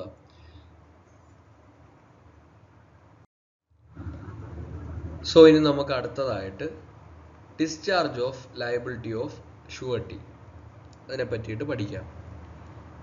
നമ്മൾ കഴിഞ്ഞ സെക്ഷനിൽ കണ്ടിന്യൂയിങ് ഗ്യാരണ്ടിയെ പറ്റിയും കണ്ടിന്യൂയിങ് ഗ്യാരണ്ടി ഏതൊക്കെ സാഹചര്യത്തിലാണ് റിവോക്ക് ചെയ്യാൻ പറ്റുന്നത് അല്ലെങ്കിൽ റദ്ദാക്കാൻ പറ്റുന്നതിനെ പറ്റിയാണ് നോക്കിയത്. ഇനി ഏതെല്ലാം സാഹചര്യങ്ങളിലാണ് ഒരു ഷുവർട്ടി തൻ്റെ ജാമ്യ വ്യവസ്ഥയിൽ നിന്നും ഡിസ്ചാർജ് ആവുന്നത് അല്ലെങ്കിൽ ആ ജാമ്യ കരാറിൽ നിന്നും തൻ്റെ ലയബിലിറ്റി ഏതെല്ലാം സാഹചര്യങ്ങളിലാണ് ഒരു ഷുവർട്ടിക്ക് ഒഴിവാക്കാൻ സാധിക്കുന്നത് അല്ലെങ്കിൽ നിയമപരമായിട്ട് ഒഴിവാക്കപ്പെടുന്നത് എന്നതിനെ പറ്റി നമുക്ക് പഠിക്കാം. The surety may be discharged from his liability in the following conditions. 1. By variance in terms of the contract between the principal debtor and the creditor under section 133 of the Indian Contract Act. നിങ്ങൾ Indian contract ആക്ടിന്റെ section 133 പരിശോധിച്ചു കഴിഞ്ഞാൽ ജാമ്യക്കാരന്റെ അനുമതിയില്ലാതെ principal ഡെബ്റ്ററും ക്രെഡിറ്ററും തമ്മിലുള്ള original എഗ്രിമെന്റിലെ വ്യവസ്ഥകളിൽ എന്തെങ്കിലും മാറ്റം വരുത്തി കഴിഞ്ഞാൽ ആ മാറ്റത്തിന് ശേഷം ഉണ്ടാകുന്ന ഒരു ഇടപാടുകൾക്കും ജാമ്യക്കാരൻ ബാധ്യസ്ഥനായിരിക്കില്ല. അപ്പോൾ കരാർ വ്യവസ്ഥകളിൽ മാറ്റം വരുത്തിയാൽ തൻ്റെ അനുവാദമോ അറിവോ സമ്മതമോ കൂടാതെ പ്രിൻസിപ്പൽ ഡെബ്റ്ററും ക്രെഡിറ്ററും തമ്മിലുള്ള ഒറിജിനൽ എഗ്രിമെന്റിൽ അവരെന്തെങ്കിലും മാറ്റം വരുത്തി കഴിഞ്ഞാൽ ആ പർട്ടിക്കുലർ മാറ്റം വരുത്തിയ പോയിന്റിന് ശേഷമുള്ള ഒരു ഇടപാടുകൾക്കും ജാമ്യക്കാരന് നിയമപരമായ ബാധ്യത ഉണ്ടായിരിക്കുന്നതല്ല. ഇതാണ് സെക്ഷൻ 133 പറയുന്നത്. ഇനി രണ്ടാമത്തത് എന്താണ്? By release or discharge of the principal debtor under section 134. ഇവിടെ കടം കൊടുത്ത വ്യക്തി, അതായത് ക്രെഡിറ്റർ, പ്രധാന കടക്കാരനുമായി ഒരു കരാറുണ്ടാക്കി അയാളെ കടത്തിൽ നിന്ന് ഒഴിവാക്കി കഴിഞ്ഞാലോ അല്ലെങ്കിൽ കടം കൊടുത്ത വ്യക്തിയുടെ എന്തെങ്കിലും പ്രവൃത്തി കാരണം പ്രധാന കടക്കാരൻ നിയമപരമായി ഒഴിവാക്കപ്പെട്ടു കഴിഞ്ഞാലോ ജാമ്യക്കാരനും തൻ്റെ ബാധ്യതയിൽ നിന്നും ഒഴിവാക്കപ്പെടുന്നു. അപ്പോൾ സെക്ഷൻ 134 പ്രകാരം പ്രധാന കടക്കാരനെ ഒഴിവാക്കുമ്പോൾ ജാമ്യക്കാരനും ഒഴിവാക്കപ്പെടുന്നു. ഇപ്പോൾ ഒരു ഉദാഹരണം പറയാനാണെങ്കിൽ, ഞാൻ എന്തെങ്കിലും വീഴ്ച വരുത്തി കഴിഞ്ഞാൽ എനിക്ക് വേണ്ടിയിട്ട് എ എന്ന് പറയുന്ന വ്യക്തി ബിയോട് ഒരു ജാമ്യം നിൽക്കുന്നു എന്ന് കരുതുക. ബിയുടെ തന്നെ എന്തെങ്കിലും പ്രവൃത്തി മൂലം എനിക്കൊരു വീഴ്ച വരുന്ന ഒരു സാഹചര്യം വരികയാണെന്ന് കരുതുക. അല്ലെങ്കിൽ ബി തന്നെ പറയുകയാണ് നിന്റെ കടം ഞാൻ എഴുതി തള്ളുന്നു. അപ്പോൾ ഈ സാഹചര്യങ്ങളിലൊന്നും സിക്ക് പിന്നീട് ലയബിലിറ്റി വരുന്നില്ല. ഇപ്പോൾ എൻ്റെ കടം എന്നോട്, ഞാൻ തിരിച്ച് അദ്ദേഹത്തിന് പണം കൊടുക്കേണ്ടെന്ന് പറഞ്ഞാൽ എനിക്ക് ജാമ്യം നിന്ന വ്യക്തിയിൽ നിന്നും അത് സ്വീകരിക്കാനും പിന്നീട് ബി എന്ന് പറയുന്ന വ്യക്തിക്ക് സാധിക്കില്ല. അതുപോലെ തന്നെ ബിയുടെ എന്തെങ്കിലും പ്രവൃത്തി മൂലമാണ് ഇത്തരത്തിൽ ആ പൈസ തിരിച്ചു കൊടുക്കാനായിട്ട് എനിക്ക് പറ്റാതെ വരുന്നതെങ്കിൽ, ഞാൻ ഉദാഹരണം പറയുകയാണ്. അപ്പോൾ ആ സാഹചര്യത്തിലും സിയോട് പോയിട്ട് നിങ്ങൾ ഷുവർട്ടി നിന്നതാണ്, നിങ്ങൾ എനിക്ക് പൈസ തരണമെന്ന് ബിക്ക് ആവശ്യപ്പെടാൻ സാധിക്കില്ല. അതാണ് section 134 by release or discharge of the principal debtor കൊണ്ട് ഉദ്ദേശിക്കുന്നത്. ഇനി മൂന്നാമത്തെ case, when the creditor compounds with, gives time to or agree not to sue the principal debtor under section 135. അതായത് കടം കൊടുത്ത വ്യക്തി പ്രിൻസിപ്പൽ ഡെബ്റ്ററുമായിട്ട് ഒരു ഒത്തുതീർപ്പുണ്ടാക്കുകയോ അല്ലെങ്കിൽ കടം തിരിച്ച് അടയ്ക്കാൻ വേണ്ടിയിട്ട് കൂടുതൽ സമയം നൽകുകയോ അതുമല്ലെങ്കിൽ പ്രിൻസിപ്പൽ ഡെബ്റ്ററിനെ സ്യൂ ചെയ്യില്ല അല്ലെങ്കിൽ അദ്ദേഹത്തിനെതിരെ കേസ് കൊടുക്കില്ല എന്ന് സമ്മതിക്കുകയോ ചെയ്തു കഴിഞ്ഞാൽ ജാമ്യക്കാരൻ അതിൽ നിന്നും ഓട്ടോമാറ്റിക്കായിട്ട് ഒഴിവാക്കപ്പെടുന്നു. ആ ജാമ്യ വ്യവസ്ഥയിൽ നിന്നും ജാമ്യക്കരാറിൽ നിന്നും ജാമ്യക്കാരൻ ഒഴിവാക്കപ്പെടുന്നു. അപ്പോൾ പ്രധാന കടക്കാരനുമായി ഒത്തുതീർപ്പുണ്ടാക്കി കഴിഞ്ഞാൽ ജാമ്യക്കരാർ ഒഴിവാക്കുന്നു എന്നാണ് സെക്ഷൻ 135 പറയുന്നത്. അതിൻ്റെ വേർഡിങ്സ് നോക്കിക്കഴിഞ്ഞാൽ, a contract between the creditor and the principal debtor by which the creditor makes a composition with or promises to give time to or not to sue the principal debtor discharges the surety unless the surety assents to such contract. അപ്പോൾ surety അതായത് ജാമ്യക്കാരൻ ഇവർക്കിടയിലുള്ള ഈ ഒരു കോമ്പോസിഷനോ അല്ലെങ്കിൽ ആ സമയം കൊടുക്കുന്നതിനെയോ അല്ലെങ്കിൽ sue ചെയ്യില്ല എന്ന് പ്രിൻസിപ്പൽ ഡെപ്റ്റർ പറയുന്ന ആ ടേമിനോ അസെന്റ് കൊടുക്കുകയാണെങ്കിൽ, അപ്പൊ ഈ ഒരു പുതിയ കാര്യത്തിന് അസെന്റ് കൊടുക്കുകയാണെങ്കിൽ ഷുവർട്ടിക്ക് ബാധ്യത വരും. അല്ലാത്ത പക്ഷം ഷുവർട്ടി ഡിസ്ചാർജ് ആക്കപ്പെടും എന്നാണ് സെക്ഷൻ 135 പറയുന്നത്. ബെയർ ആക്ടിലെ ആ പ്രൊവിഷൻ ഒന്ന് പരിശോധിച്ചാൽ നിങ്ങൾക്ക് ഈ കാര്യം വ്യക്തമാവും. ഇനി നാലാമത്തെ കേസ് എന്ന് പറയുന്നത് by creditor's act or omission impairing surety's eventual remedy. അപ്പോ കടം കൊടുത്ത വ്യക്തിയുടെ എന്തെങ്കിലും പ്രവൃത്തി കാരണം ജാമ്യക്കാരൻ ഒഴിവാക്കപ്പെടുന്ന കേസാണ് സെക്ഷൻ 139 പറയുന്നത്. If the creditor does any act which is inconsistent with the rights of the surety or omits to do any act which his duty to the surety requires him to do, and the eventual remedy of the surety himself against the principal debtor is thereby impaired, the surety is discharged. അതായത് creditor ഏതെങ്കിലും പ്രവൃത്തി ഈ ജാമ്യം നിന്ന വ്യക്തിക്ക് ഷുവർട്ടിക്ക് ഭാവിയിൽ principal ഡെപ്റ്ററിൽ നിന്ന് പണം തിരികെ ലഭിക്കാനുള്ള ഇൻഡംനിഫൈ ആകാനുള്ള തൻ്റെ അവകാശം ഇല്ലാതാക്കുന്ന വിധത്തിലുള്ള ക്രെഡിറ്ററിന്റെ എന്തെങ്കിലും ഒരു പ്രവൃത്തി ഇപ്പോൾ ഇതിലൂടെ അത്തരത്തിൽ അവകാശം ഇല്ലാതാകുകയാണെങ്കിൽ ജാമ്യക്കാരൻ ബാധ്യതയിൽ നിന്നും ഒഴിവാക്കപ്പെടും. അപ്പോൾ ജാമ്യക്കാരന്റെ അവകാശങ്ങൾ സംരക്ഷിക്കേണ്ടത് അൾട്ടിമേറ്റ് ആയിട്ട് ഈ ക്രെഡിറ്ററുടെ കൂടെ കടമയാണ്. ആ കടമയിൽ വീഴ്ച വരുത്തി കഴിഞ്ഞാൽ ജാമ്യക്കാരൻ അതുമൂലം ഒഴിവാക്കപ്പെടും.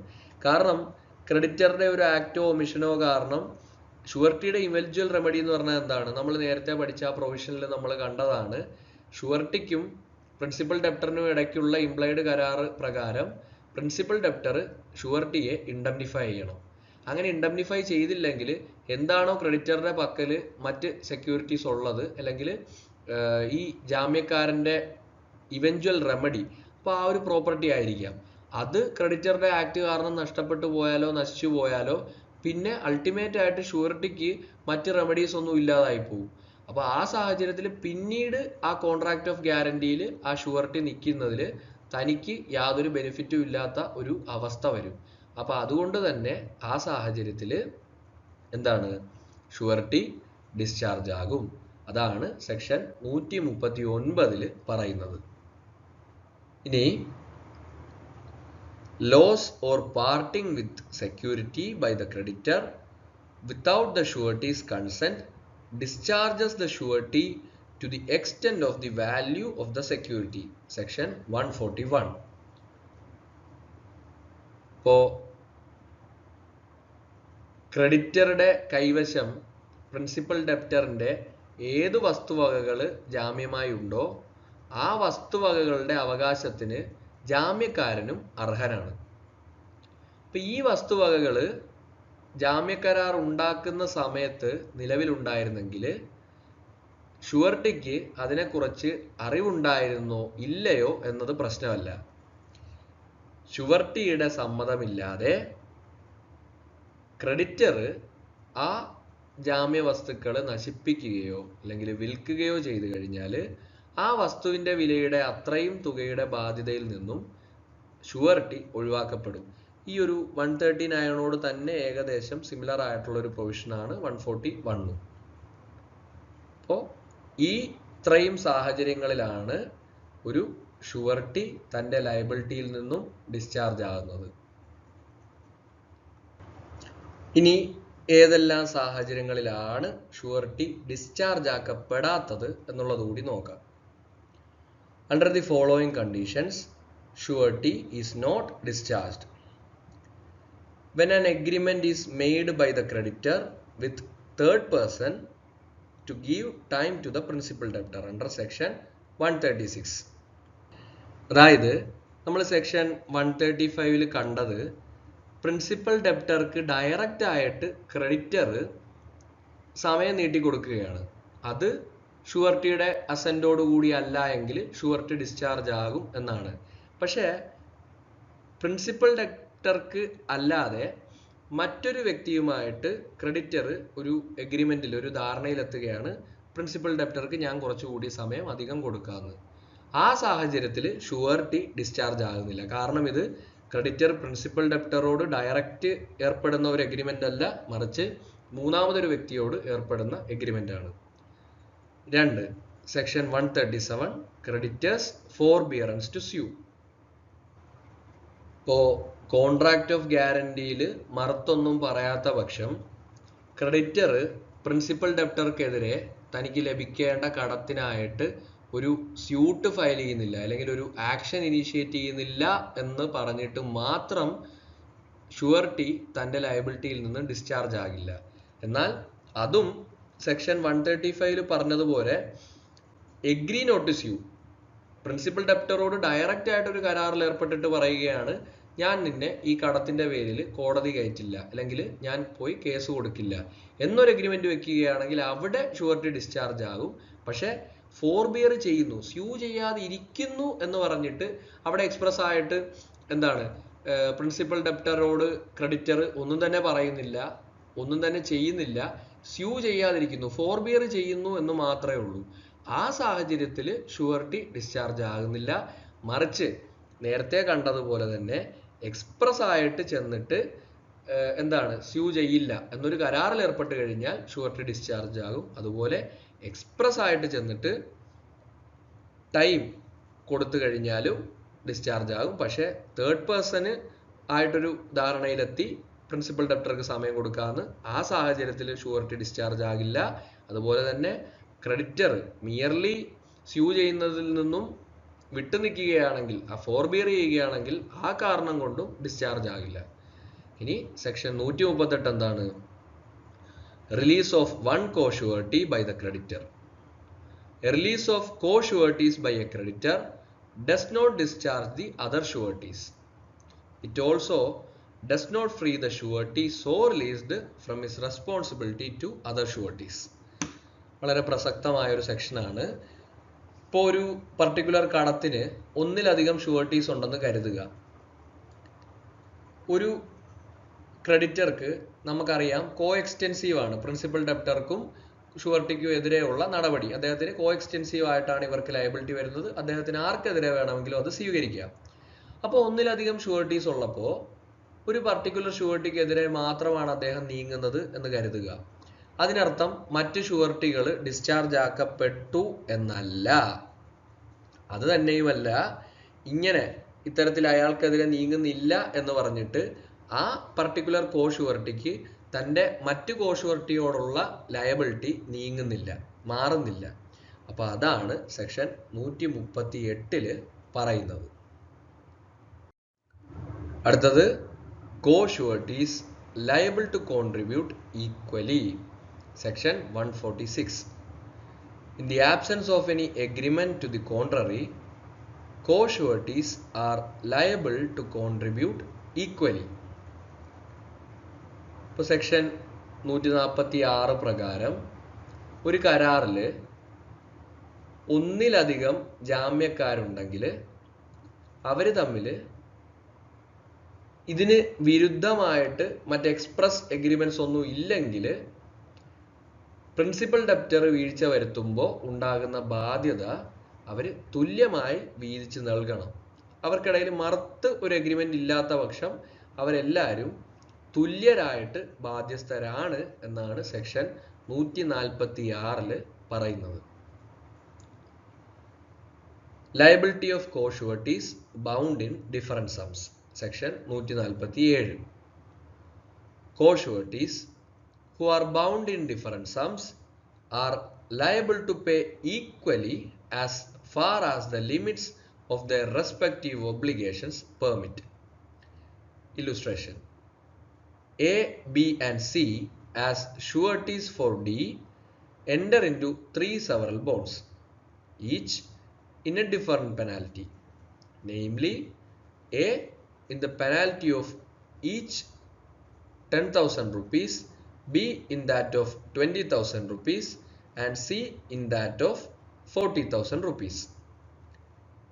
Conditioned for D's duly accounting to E. D makes default to the extent of 30,000 rupees. A, B and C are each liable to pay 10,000 rupees each. നമ്മൾ സെക്ഷൻ 146 കണ്ടു co-sureties എല്ലാം തന്നെ they are liable to contribute equally. അതിനെ adapt ചെയ്യുന്ന അല്ലെങ്കിൽ അതിനെ adopt ചെയ്യുന്ന ഒരു സെക്ഷനാണ് സെക്ഷൻ 147. എന്താണ് സെക്ഷൻ 147 പറഞ്ഞിരിക്കുന്നത്? ഒരേ കടത്തിന് ഒന്നിലധികം ജാമ്യക്കാരുള്ളപ്പോൾ അവര് വ്യത്യസ്ത തുകകൾക്ക് ജാമ്യം നിൽക്കുകയാണെങ്കിൽ അവരുടെ ആ വ്യത്യസ്ത തുകകൾ എത്രയാണോ അവരുടെ ബാധ്യതയുടെ പരിധി അതിനനുസരിച്ച് തുല്യമായി തന്നെ പണം നൽകാൻ അവർ ബാധ്യസ്ഥരാണ് എന്നാണ്. നിങ്ങളിവിടെ ഈ ഉദാഹരണം പരിശോധിച്ചു കഴിഞ്ഞാൽ എയും ബിയും സിയും ഡി ഇയുമായിട്ട് എൻ്റർ ആകുന്ന ഒരു കരാറിൽ ജാമ്യത്തിന് നിൽക്കുകയാണ്. ഇവിടെ ഇയിൽ നിന്നും 30,000 രൂപയാണ് ഡി മേടിക്കുന്നത്. എ പറയുന്നു ഡിയുടെ 10,000 രൂപ വരെയുള്ള തുക ഞാൻ ജാമ്യം നിൽക്കുന്നു എന്ന് പറയുന്നു. ബി പറയുന്നു 20,000 രൂപ വരെയുള്ള തുകയ്ക്ക് ഞാൻ ജാമ്യം നിൽക്കുന്നു. സി പറയുന്നു 30,000 രൂപ വരെയുള്ള തുകയ്ക്ക് ഞാൻ ജാമ്യം നിൽക്കുന്നു. ഇവിടെ ഡി മൊത്തത്തിൽ ഈയുടെ കയ്യിൽ നിന്ന് എടുത്തത് 30,000 രൂപയാണ്. പക്ഷെ എന്ന് പറഞ്ഞിട്ട് സി എന്ന് പറയുന്ന വ്യക്തി ഈ ഒരു പർട്ടിക്കുലർ തുക 30,000 രൂപയ്ക്കാണ് വീഴ്ച വരുത്തിയത് എന്ന് പറഞ്ഞിട്ട് ഫുള്ളും സി കൊടുക്കേണ്ടി വരില്ല. പകരം എന്താണ്, എയും ബിയും സിയും 10,000 രൂപ ഈച്ച് വെച്ചിട്ടാണ് കൊടുക്കേണ്ടത്. ഇനി എക്ക് 5,000 രൂപയായിരുന്നു മാക്സിമം എക്സ്റ്റെൻഡ് എന്ന് കരുതുക, ബിക്ക് 20,000, സിക്ക് 30,000 ആയിരുന്നു എന്ന് കരുതുക. അപ്പൊ ആ സാഹചര്യത്തിൽ എ 5,000 തുക വരെ നൽകുക, ബാക്കി 25,000 രൂപ ബിയും സിയും കൂടി ഈക്വൽ ആയിട്ട് വീതിച്ചിട്ട് നൽകുക. കാരണം അവരുടെ മാക്സിമം എക്സ്റ്റെൻഡ് എത്രയാണോ ആ എക്സ്റ്റെൻഡ് മാക്സിമം ലിമിറ്റ് ആയിട്ട് വെച്ചുകൊണ്ട് ആ തുകയെ തുല്യമായി പങ്കിട്ട് വേണം അവര് നൽകാനായിട്ട്. കാരണം എന്താണ്, 146ന്റെ ജനറൽ പ്രിൻസിപ്പിൾ എന്ന് പറഞ്ഞു കഴിഞ്ഞാൽ co-sureties are liable to contribute equally. ഇനി അവര് ഇത്തരത്തിൽ ഡിഫറൻറ്റ് സംസ് ആണ് എഗ്രി ചെയ്യുന്നതെങ്കിലും അവരുടെ ലിമിറ്റ് വരെ അവർ തുല്യമായി തന്നെ വീതിക്കുക, തുല്യമായി തന്നെ ആ ഒരു ഷുവർട്ടിയുടെ കടമ നിറവേറ്റുന്നതിൽ പ്രിൻസിപ്പൽ ഡെപ്റ്ററിന്റെ വീഴ്ചയ്ക്ക് തുല്യമായി തന്നെ കോൺട്രിബ്യൂട്ട് ചെയ്യുക. അപ്പോൾ ഞാൻ പറഞ്ഞ ഉദാഹരണം വ്യക്തമാണെന്ന് കരുതുന്നു. 30,000 ആണ് വീഴ്ച വരുന്നതെങ്കിൽ 10,000 വെച്ചിട്ട് 3 പേരും കൊടുക്കുക. മാക്സിമം എമൗണ്ട് സിയുടെ 30,000 വരെ ആണ് എന്ന് കരുതിയിട്ട് 30,000 സിയെ കൊണ്ട് മാത്രം കൊടുപ്പിക്കേണ്ട കാര്യമില്ല. ഇനി എയുടെ 5,000 ഉണ്ടായിരുന്നുള്ളെങ്കിൽ എ 5,000 വരെ ഉള്ളത് കൊടുത്തിട്ട് ബിയും സിയും കൂടെ ചേർന്ന് ബാക്കി 25,000 പകുത്ത് നൽകുക. അതാണ് സെക്ഷൻ 147 പ്രതിപാദിക്കുന്നത്. ഇനി surety's right of subrogation under section 140. When the principal debtor makes a default in the performance of his duty and on such default the surety makes the necessary payment or makes performance of all what he is liable for, he steps in the shoes of creditor. This is called surety's right of subrogation. Section 140ന്റെ act പ്രകാരമുള്ള exact wordings നിങ്ങളെടുത്ത് പരിശോധിച്ചു കഴിഞ്ഞാൽ ഇവിടെ കാണാൻ സാധിക്കും. ഇവിടെ പറയുന്നതും ഇതേ സെയിം കാര്യം തന്നെയാണ്. When a guaranteed debt has become due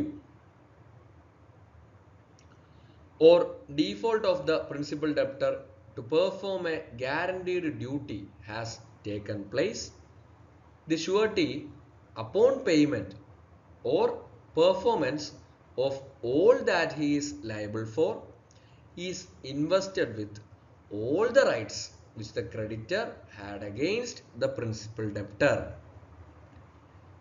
അപ്പോൾ പ്രധാന കടക്കാരൻ തൻ്റെ കടം വീട്ടുന്നതിൽ പരാജയപ്പെടുമ്പോൾ ജാമ്യക്കാരൻ കടം കൊടുത്ത ആ വ്യക്തിക്ക് ക്രെഡിറ്റർക്ക് പണം നൽകുകയോ അല്ലെങ്കിൽ താൻ ബാധ്യസ്ഥനായ കാര്യങ്ങൾ ചെയ്യുകയോ ചെയ്തു കഴിഞ്ഞാൽ ഷുവർട്ടിക്ക് ആ കടം കൊടുത്ത വ്യക്തിയുടെ സ്ഥാനത്ത് നിൽക്കാനായിട്ട് അവകാശമുണ്ട്. ക്രെഡിറ്ററുടെ ആ ഒരു റോളിലേക്ക് അദ്ദേഹം സ്റ്റെപ്പ് ഇൻ ചെയ്യും.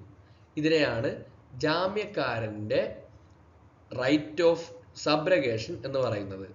അപ്പോൾ ജാമ്യക്കാരൻ എന്തിനു വേണ്ടിയിട്ടാണോ ക്രെഡിറ്ററുമായിട്ട് ജാമ്യക്കരാറിൽ ഏർപ്പെട്ടത്, ആ കടമ അദ്ദേഹം നിറവേറ്റി കഴിഞ്ഞാൽ പ്രിൻസിപ്പൽ ഡെപ്റ്ററിനെ സംബന്ധിച്ച് നോക്കുമ്പോൾ ക്രെഡിറ്റർക്ക് എന്തെല്ലാം റൈറ്റ് ആണോ പ്രിൻസിപ്പൽ ഡെപ്റ്റർക്കെതിരെ ഉണ്ടായിരുന്നത്, അതേ റൈറ്റ് ജാമ്യക്കാരന് പ്രിൻസിപ്പൽ ഡെപ്റ്റർക്കെതിരെ കിട്ടുന്നതായിരിക്കും. അതാണ് സെക്ഷൻ 140 പ്രതിപാദിക്കുന്നത്. ഇനി അടുത്തത് നമ്മൾ നോക്കുന്ന ഫൈനലായിട്ടുള്ള പോർഷനാണ് ഫാക്ടേഴ്സ് വിച്ച് ഇൻവാലിഡേറ്റ് ഗ്യാരണ്ടീസ്. ഏതെല്ലാം സാഹചര്യങ്ങളിലാണ് ഗ്യാരണ്ടി ഇൻവാലിഡേറ്റ് ആയി പോകുന്നത്? ഇപ്പോൾ ഈ സെക്ഷനുകളുടെ പ്രധാനമായ ഉദ്ദേശം എന്ന് പറയുന്നത് തെറ്റിദ്ധാരണകളിൽ നിന്നും അതുപോലെ ചതികളിൽ നിന്നും ജാമ്യം നിൽക്കുന്ന വ്യക്തികളെ സംരക്ഷിക്കുക, അല്ലെങ്കിൽ നിയമപരമായിട്ടുള്ള സംരക്ഷണം അവർക്ക് അഫേർഡ് ചെയ്യുക എന്നുള്ളതാണ് ഈ പ്രൊവിഷൻസിന്റെ ഉദ്ദേശം. എന്തെല്ലാമാണെന്ന് നമുക്ക് നോക്കാം. Guarantee obtained by misrepresentation by creditor. Section 142. It is invalid.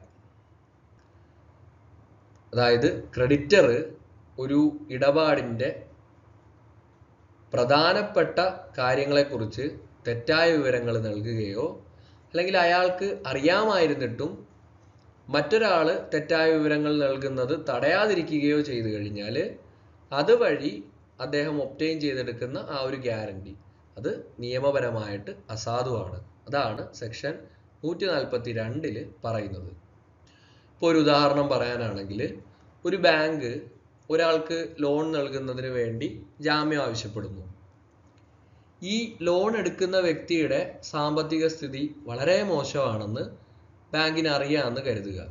എന്നിട്ടും ബാങ്ക് ജാമ്യം നിൽക്കുന്നയാളോട് അത് മറച്ചു വെക്കുകയോ അല്ലെങ്കിൽ അയാളുടെ സാമ്പത്തിക സ്ഥിതി വളരെ നല്ലതാണ് എന്ന് തെറ്റായി പറയുകയോ ചെയ്തു കഴിഞ്ഞാൽ അങ്ങനെ ഒബ്റ്റെയിൻ ചെയ്തെടുക്കുന്ന ഗ്യാരണ്ടി അല്ലെങ്കിൽ ആ ഷുവർട്ടി എന്ന് പറയുന്നത് ഇൻവാലിഡ് ആണ്. അത് ഒരു ഗ്രൗണ്ടാണ്. ഇനി 2, guarantee obtained by concealment by creditors as to material circumstances under section 143. ഒരു ഇടപാടിൻ്റെ പ്രധാനപ്പെട്ട കാര്യങ്ങൾ ക്രെഡിറ്റർ മനഃപൂർവ്വം മറച്ചു വെച്ചുകൊണ്ടാണ് ജാമ്യം നേടിയെടുക്കുന്നതെങ്കിൽ ആ ഗ്യാരണ്ടിയും അസാധുവാണ്.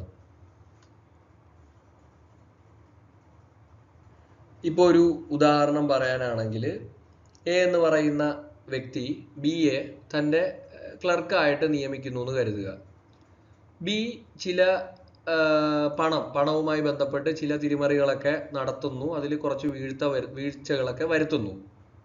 ഇപ്പോൾ അതിനുശേഷം എ ചെന്നിട്ട് സിയോട് ആവശ്യപ്പെടുകയാണ്, ബിയുടെ സത്യസന്ധമായ ആക്ടിന് നീ എന്നോട് ജാമ്യം നിൽക്കണം, നീ എനിക്കൊരു ഷുവർട്ടി തരണം എന്ന് സിയോട് എ ആവശ്യപ്പെടുന്നു.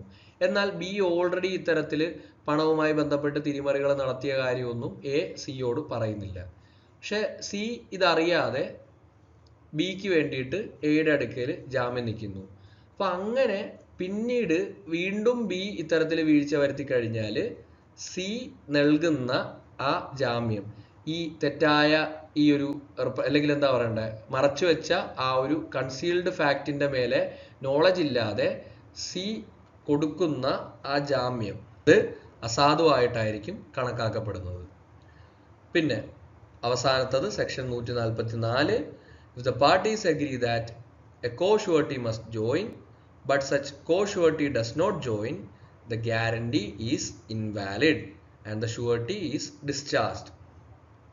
ഒരു വ്യക്തി താൻ ഒരു ജാമ്യം നൽകുന്നത് മറ്റൊരു വ്യക്തി കൂടി ജാമ്യക്കാരനായി ചേർന്നാൽ മാത്രമാണ് എന്ന് വ്യവസ്ഥ വെച്ച് കഴിഞ്ഞാൽ ആ രണ്ടാമത്തെ വ്യക്തി ചേർന്നില്ലെങ്കിൽ ആദ്യത്തെ വ്യക്തി നൽകിയ ഗ്യാരണ്ടി അസാധുവാണ്. കാരണം അദ്ദേഹം കണ്ടീഷണൽ ആയിട്ടാണ് ജാമ്യം നിന്നത്. എന്താണ്, മറ്റൊരു വ്യക്തി കൂടി ജാമ്യം നിന്നാൽ മാത്രമേ ഞാനും ജാമ്യം നിൽക്കുള്ളൂ. അപ്പോൾ ആ ഒരു വ്യക്തി ജോയിൻ ആയില്ലെങ്കിൽ ഒബ്വിയസ്ലി അവിടെ ആദ്യത്തെ വ്യക്തിയും ജാമ്യം നിന്നതായി നിയമം കണക്കാക്കുകയില്ല. അതാണ് സെക്ഷൻ 144 പറയുന്നത്. ഇപ്പോൾ ഇതോടുകൂടി നമ്മുടെ ഇന്നത്തെ ക്ലാസ് ഇരിക്കുകയാണ്. നന്ദി.